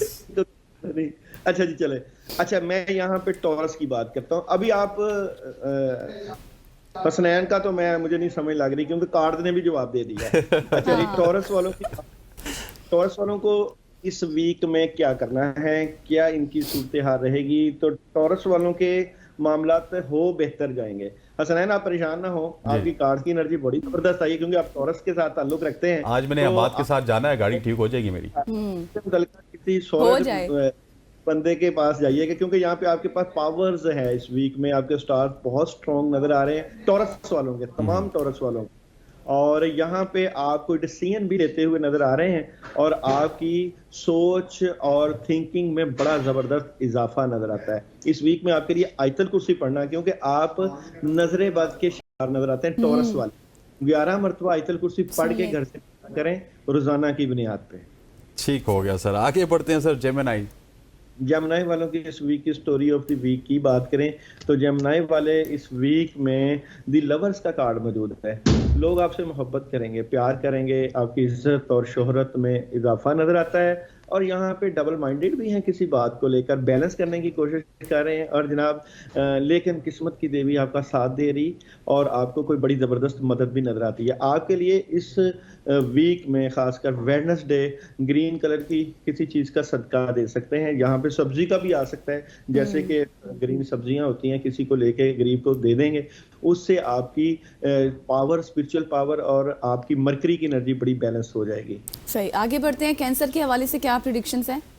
कैंसर वालों की इस वीक की स्टोरी ऑफ द वीक की बात करें तो कैंसर वाले इस वीक में बातें अपने तक रखें। अच्छा, सही से ठीक हो गया, बातें अपने तक रखेंगे। और जो ही बातें अपने तक रखने की बात की है दाऊद जी ने, तो वो भी स्काइप भी कह रहा है कि दाऊद जी भी अपनी बात। दाऊद जी, आपका स्टार की कैंसर तो नहीं है कि स्काइप ने एकदम कह दिया कि आप भी अपनी बातें खुद तक रखें? नहीं, मेरा एक्वेरियस बुर्ज दिलो है। अच्छा, टेम्परस की यहाँ पे स्पिरिचुअल पावर और अल्लाह की मदद और नुसरत भी आपको मिलेगी।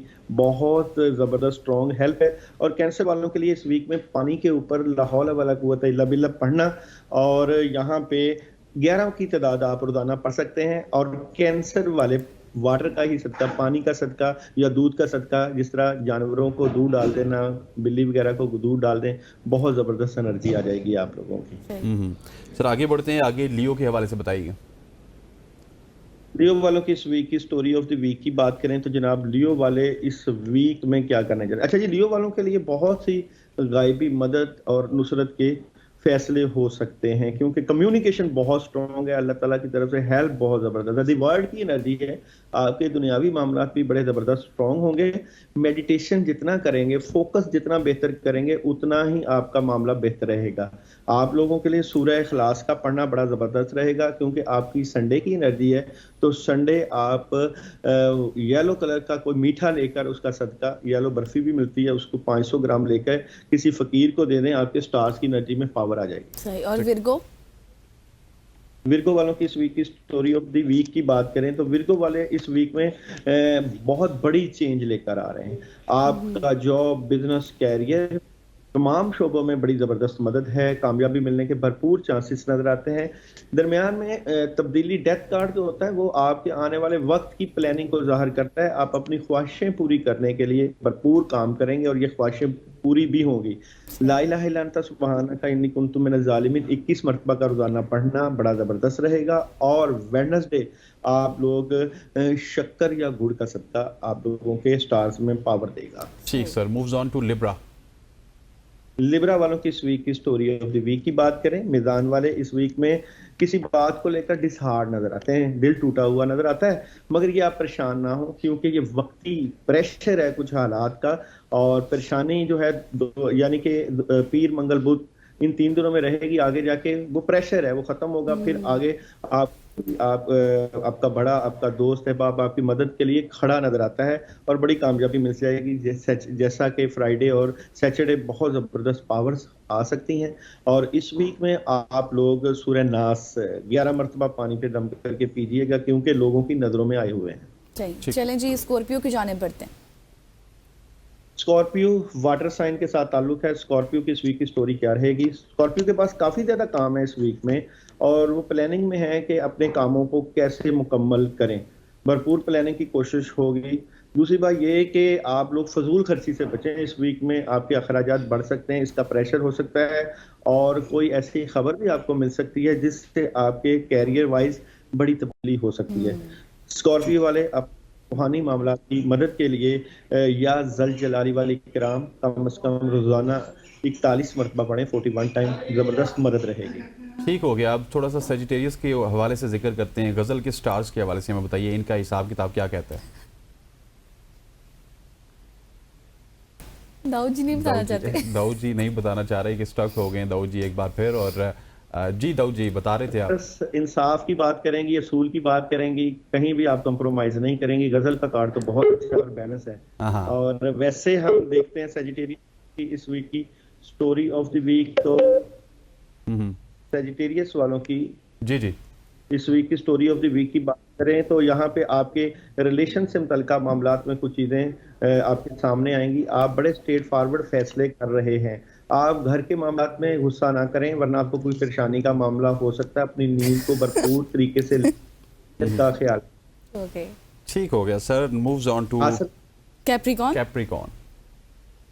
कैप्रिकॉर्न वालों की स्टोरी ऑफ द वीक की बात करें तो कैप्रिकॉर्न वाले इस वीक में बहुत ज़बरदस्त आगाज़ कर रहे हैं। आप प्लानिंग बहुत ज़बरदस्त कर रहे हैं क्योंकि एनर्जी बड़ी पावरफुल है।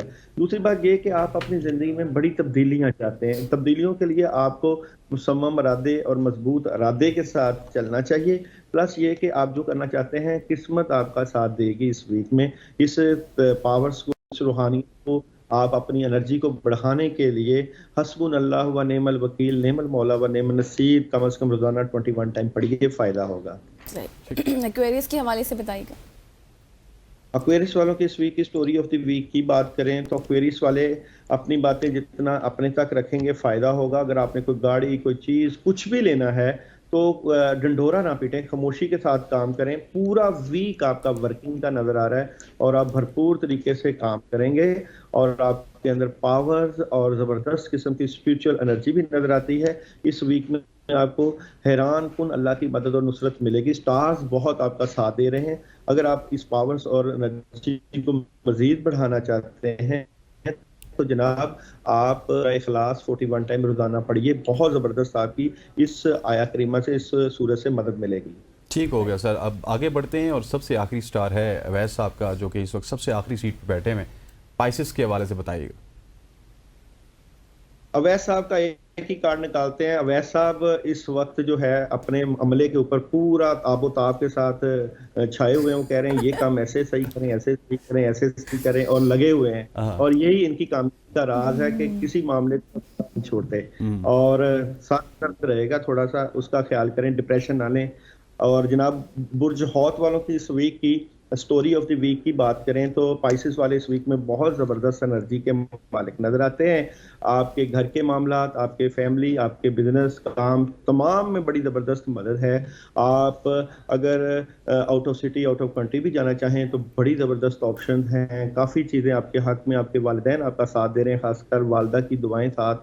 क्लैरिटी आपको मिल जाएगी बहुत सी चीज़ों से मुतल्लिक़ कि आगे आपने डिसीजन क्या लेने हैं। और ये कि अपनी मदद को मजीद बढ़ाने के लिए सूरह काफिरून मतलब 11 रोजाना सुबह के टाइम पानी पे दम करके पीजिएगा, उससे बहुत जबरदस्त पावर हासिल करेंगे। एक रेगुलर कॉलर हमारे साथ मौजूद है, अस्मा। अस्सलाम वालेकुम। दाऊद जी हमारे साथ मौजूद हैं, क्या सवाल है आपका? गजल और हसनैन भाई खैरियत से हैं आप लोग? जी बेहतरीन, आप ठीक हैं? जी अल्लाह का शुक्र है, माशाल्लाह से बहुत अच्छा आगाज किया आपने हफ्ते का दाऊद जी को बुला के। और सबसे बेहतरीन एस्ट्रोलॉजर हैं आपके शोज में, जितने भी अब तक आए हैं दाऊद जी नंबर 1 पे हैं। अल्लाह करे ये जारी रखें इसी तरह आपके शोज को इंशाल्लाह। Thank you so much. जी मैं दाऊद जी से एक रूहानी सवाल करना चाह रही थी। प्लीज जरा काइंडली ये बताइएगा दाऊद जी कि ये जिस्मानी बंदिश जो लगा दी जाती है जिसकी वजह से हर काम पे रुकावटें, जॉब हो, सेहत हो, शादी हो, उसकी वजह से कोई काम नहीं हो पा रहा, हर चीज में रुकावट है, इसके हवाले से प्लीज आप कोई बेहतरीन सदका बता दीजिए कि वो खत्म हो जाए। और 5/4/1983। ठीक हो गया, थैंक यू इस्मा। यहाँ पे मैं जबरदस्त एनर्जी की अगर बात करूं अस्मा, तो आपका जुपिटर एनर्जी 3 की एनर्जी लेकर आ रहा है। आप जुमेरात वाले दिन, आपकी बात कर रहा हूँ, जुमेरात वाले दिन चने वाले चावल घर में पकाएं, क्योंकि जुपिटर की एनर्जी चने येलो और उसको चावल जो है वो ब्राउन कलर का सूट करेंगे। चने वाले चावल घर बनवा के जुमेरात वाले दिन आप लोग, आप घर वाले या आप, उसके ऊपर सूरह फातिहा 3 मरतबा और सूरह इखलास 313 मरतबा अपने कामों की नियत करके 3 या 4 जुमेरात लगातार करें। फिर मुझे बताइए कि कामों में क्या जबरदस्त मदद आई है। ठीक हो गया दाऊद जी। इससे पहले कि कॉलर आ जाए हमारे पास, क्योंकि अभी हमने नंबर डिस्प्ले करना स्टार्ट किया, तो आज चैंपियंस ट्रॉफी के हवाले से फैसला आना है। सो फैसला क्या आएगा, क्या आज फैसला आ सकता है और चैंपियंस ट्रॉफी कहाँ पे होने जा रही है? हाँ जी, फैसला तो आएगा जी। और आप बताएं कहाँ होने जा रही है? तो क्या पाकिस्तान में होने जा रही है? पाकिस्तान में कुछ मैचेस और कुछ मैचेस दुबई में। मुझे लगता है पाकिस्तान में भी मैचेस होंगे और दुबई में भी। हाँ, ऐसे ही खबरें आ रही हैं। फैसला ये देखें, मुझे एस ऑफ पेंटिकल्स का कार्ड है, बैलेंस होगा, बिल्कुल बैलेंस होगा। ऐसा नहीं है कि बैलेंस, कुछ मैच होंगे पाकिस्तान में मगर ज्यादा दुबई में होंगे। ठीक हो गया। और ये यही बातें 2026 में भी होंगी या 26 में मीडिया? अच्छा, हमारे साथ चलें जी। ठीक है, 26 की बात बाद में करेंगे। नादिया हमारे साथ मौजूद है लाहौर से। नादिया, अपना डेट ऑफ बर्थ के साथ सवाल पूछिएगा।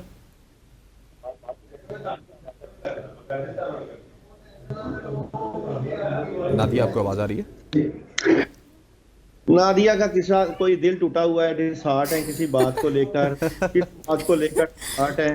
हाँ जी, नादिया जो है अपने मामलात की वजह से बहुत परेशान है, कोई काम नहीं हो पा रहा है, मामलात में डिले है। इनको चाहिए 300 सवाल भी नहीं पूछ पा रही, इसी वजह से दाऊद जी वो टीवी भी ऑफ नहीं कर रही। सर मैं, आप बंदे का नाम बोले, मैं उसकी दिल की बात बताने की इंशाल्लाह पूरी कोशिश करूंगा। सही। मोहम्मद रमजान रावलपिंडी से दाऊद जी हमारे साथ एक और कॉलर मौजूद है, उनसे सवाल ले लेते हैं। रमजान, क्या सवाल है आपका? अस्सलाम वालेकुम सर, दाऊद जी। वालेकुम अस्सलाम। मैं मोहम्मद रमजान रावलपिंडी से बात कर रहा हूँ। सर ये पूछना चाह रहा था, मैं प्रॉपर्टी का छोटा मोटा काम करता हूँ पिंडी में, तो कारोबारी हालात कुछ सही नहीं जा रहे सर जी, तो कोई मुझे पढ़ने के लिए बता दें। और दूसरा, रमजान पहले बहुत ज्यादा होता, रमजान मेरी बात सुनो, पहले काम बहुत जबरदस्त होता था, ये 3 सालों से कामों के आपके लिए आया है। रमजान साहब, अच्छा जी, रमजान के लिए, हाँ, रमजान के लिए पढ़ने के लिए तीसरा कलमा सुबहान अल्लाह वल्हम्दुलिल्लाह वला इलाहा इल्लल्लाह अल्लाहु अकबर, तीसरा कलमा 313 मरतबा 11 दिन का अमल करें। नियत रखनी है, अपने कामों, डायरी के ऊपर अपने काम लिख लेना, कामों की नियत करके पढ़ना है। तसव्वुर ये करना कि आप अल्लाह के सामने बैठे हुए हैं और अल्लाह ताला से अपने कामों में की मदद ले रहे हैं। 11 दिन का अमल करें, बड़ा मजा आएगा आपको, आपका काम काफी बढ़ जाएगा। और ये जो इनका काम स्टक हुआ है दाऊद जी, वो आगे भी बढ़ सकते हैं इंशाल्लाह। बहुत काम नजर आ रहा है, कामों में बड़ी मदद आएगी। काम ये करते भी हैं, बड़े मेहनती हैं ये। सही। ठीक अच्छा हो गया। दाऊद जी, एक सवाल मेरे पास है, मुझे स्पेशल किसी ने कहा था कि दाऊद जी से ये सवाल उन तक पहुंचाइएगा जब ये सेगमेंट होगा। बंदिश के हवाले से उनका सवाल था मेरे पास, कि उनका मतलब इस तरह से है कि रिश्ता नहीं हो रहा, बंदिश है बहुत ज़्यादा और काम भी नहीं हो रहा। तो नाम बताएं। नाम उनका अहमद। अहमद की बंदिश, क्या अहमद के साथ मसला क्या, पहले ये तो देखते हैं ना, अहमद के साथ क्या मसला है। बस मेरे पास एक सवाल था उनका जो मैंने आपके सामने रख दिया, तो मुझे ये स्पेशली मैसेज था कि मैं आप तक ये पहुंचाऊं और आपसे इसका कोई अमल पूछूं। बिल्कुल, अहमद को परेशान होने की जरूरत नहीं, वक्ती तौर पे रुकावटें हैं उसको किसी भी बात का अपने ऊपर प्रेशर ले लेता है। प्रेशर ना ले, लाइट रहे, पोलाइट रहे। नेक्स्ट जो 2025 है, अहमद के बड़े सॉलिड किस्म के फैसले खासकर जून जुलाई में बेहतरीन हो जाएंगे। उसको चाहिए, अहमद को चाहिए, आयतल कुर्सी कम से कम रोजाना 21 मरतबा 21 दिन का अमल करे अपनी नेगेटिविटी दूर करने के लिए। अमल ये है कि पानी लेना है, पानी के ऊपर 21 मरतबा सुबह के टाइम आयतल कुर्सी पढ़नी है। और नीयत ये रखनी है कि जो इसके ऊपर प्रेशर पड़ता है, नेगेटिविटी आती है, कंधे और सर पे दबाव पड़ता है, वो खत्म हो। इसके बाद कामों में स्मूथनेस आ जाएगी। या अल्लाहु या वहाबु या रज़ाक, ये 121 मरतबा दिन का अमल कर ले, इंशाल्लाह ताला सब चीजें अल्लाह ताला बेहतर करेगा। अच्छा, हमारे साथ एक कॉलर थे जिनकी कॉल ड्रॉप हो गई थी, इनका नाम है मोहम्मद अली। 10 नवंबर 1987 इनकी डेट ऑफ बर्थ है। ये पूछना चाह रहे थे कि इनके हालात कब ठीक होंगे। मोहम्मद अली बाहर जाना चाहते हैं और उसकी ट्राई भी अगर कर सकते हैं तो बेहतर नजर आते हैं। हालात ठीक होने वाले हैं, कोई परेशानी नहीं है। परेशानी ये है कि मोहम्मद अली कंफ्यूज हैं, नेगेटिव हो जाते हैं किसी बात को लेकर, और ये कुछ नेगेटिव बंदिश की वजह से इनकी है। इनको चाहिए सूरह फलक और सूरह नास, सूरह फलक और सूरह नास 21 मरतबा रोजाना पानी के ऊपर दम करके पिए। सही। सलीम अकरम कराची से हमारे साथ मौजूद हैं कॉलर। सलीम, क्या सवाल है आपका? सलीम, आप सुन पा रहे हैं? सलीम अकरम के माशाल्लाह बेहतर हालात नजर आ रहे हैं। यहाँ पे बड़े सॉलिड बंदे हैं और इनके पास बड़ा अदारे के कोई चीजें इनके पास आ सकती हैं। मैं समझता हूँ कि इन्होंने काम कर ली, इनकी पावर बड़ी जबरदस्त है। इंशाल्लाह जो ये चाहते हैं, जिस मकसद के सवाल किया, उनका ये काम हो जाएगा। ठीक हो गया जी। ये आपका दाऊद जी, वैसे ये तो फायदा है कि आप नाम कौन हमारे साथ शेखोपुरा से कौन मौजूद हैं वैसा? जफर साहब सवाल कीजिएगा। जी अस्सलाम वालेकुम। वालेकुम सलाम जी, सवाल। जी मैंने ना अपने भाई के बारे में पूछना था। भाई का नाम क्या है आपका? आप अली रजा। अली रजा इसका काम करने को दिल नहीं करता, बहुत टैलेंटेड है अली रजा। काफी काम है, काम करने को दिल नहीं करता। काम करने के दिल के लिए इसको 11 दिन पानी के ऊपर औज़ बिल्लाहि मिनश शैतानिर रजीम 319 मरतबा अवलो आखिर दुरूद इब्राहिमी पानी दम करके पिलाएं, इंशाल्लाह बहुत बेहतर हो जाएगा। ओवरऑल इसकी सर दर्द रहता है, हर काम उल्ट हो जाता है। ये औज़ बिल्लाह की एनर्जी इस ऑरा को, इसके नेगेटिव ऑरा को काट देगी, फिर ये सब कुछ बेहतर। इसको डर लगता है, खौफ आता है, ये पढ़ाई करेंगे। ठीक हो गया जी। लास्ट कॉलर हमारे साथ मौजूद है। कौन साहब, कहाँ से? अच्छा, ये लास्ट कॉल थी जी। ठीक हो गया। Dawood ji, thank you so much for joining us. बहुत बहुत शुक्रिया, आपने आज तफसीली जवाब दिए तमाम तर कॉलर्स के। रब्ता हमारा खत्म हो गया था आपसे। ख़वातीन नौज़ात, आज की सुबह की सोच से इतना ही। मुझे गज़ल समेत हमारी पूरी प्रोडक्शन टीम को इजाज़त दीजिए। अल्लाह हाफ़िज़। अल्लाह हाफ़िज़।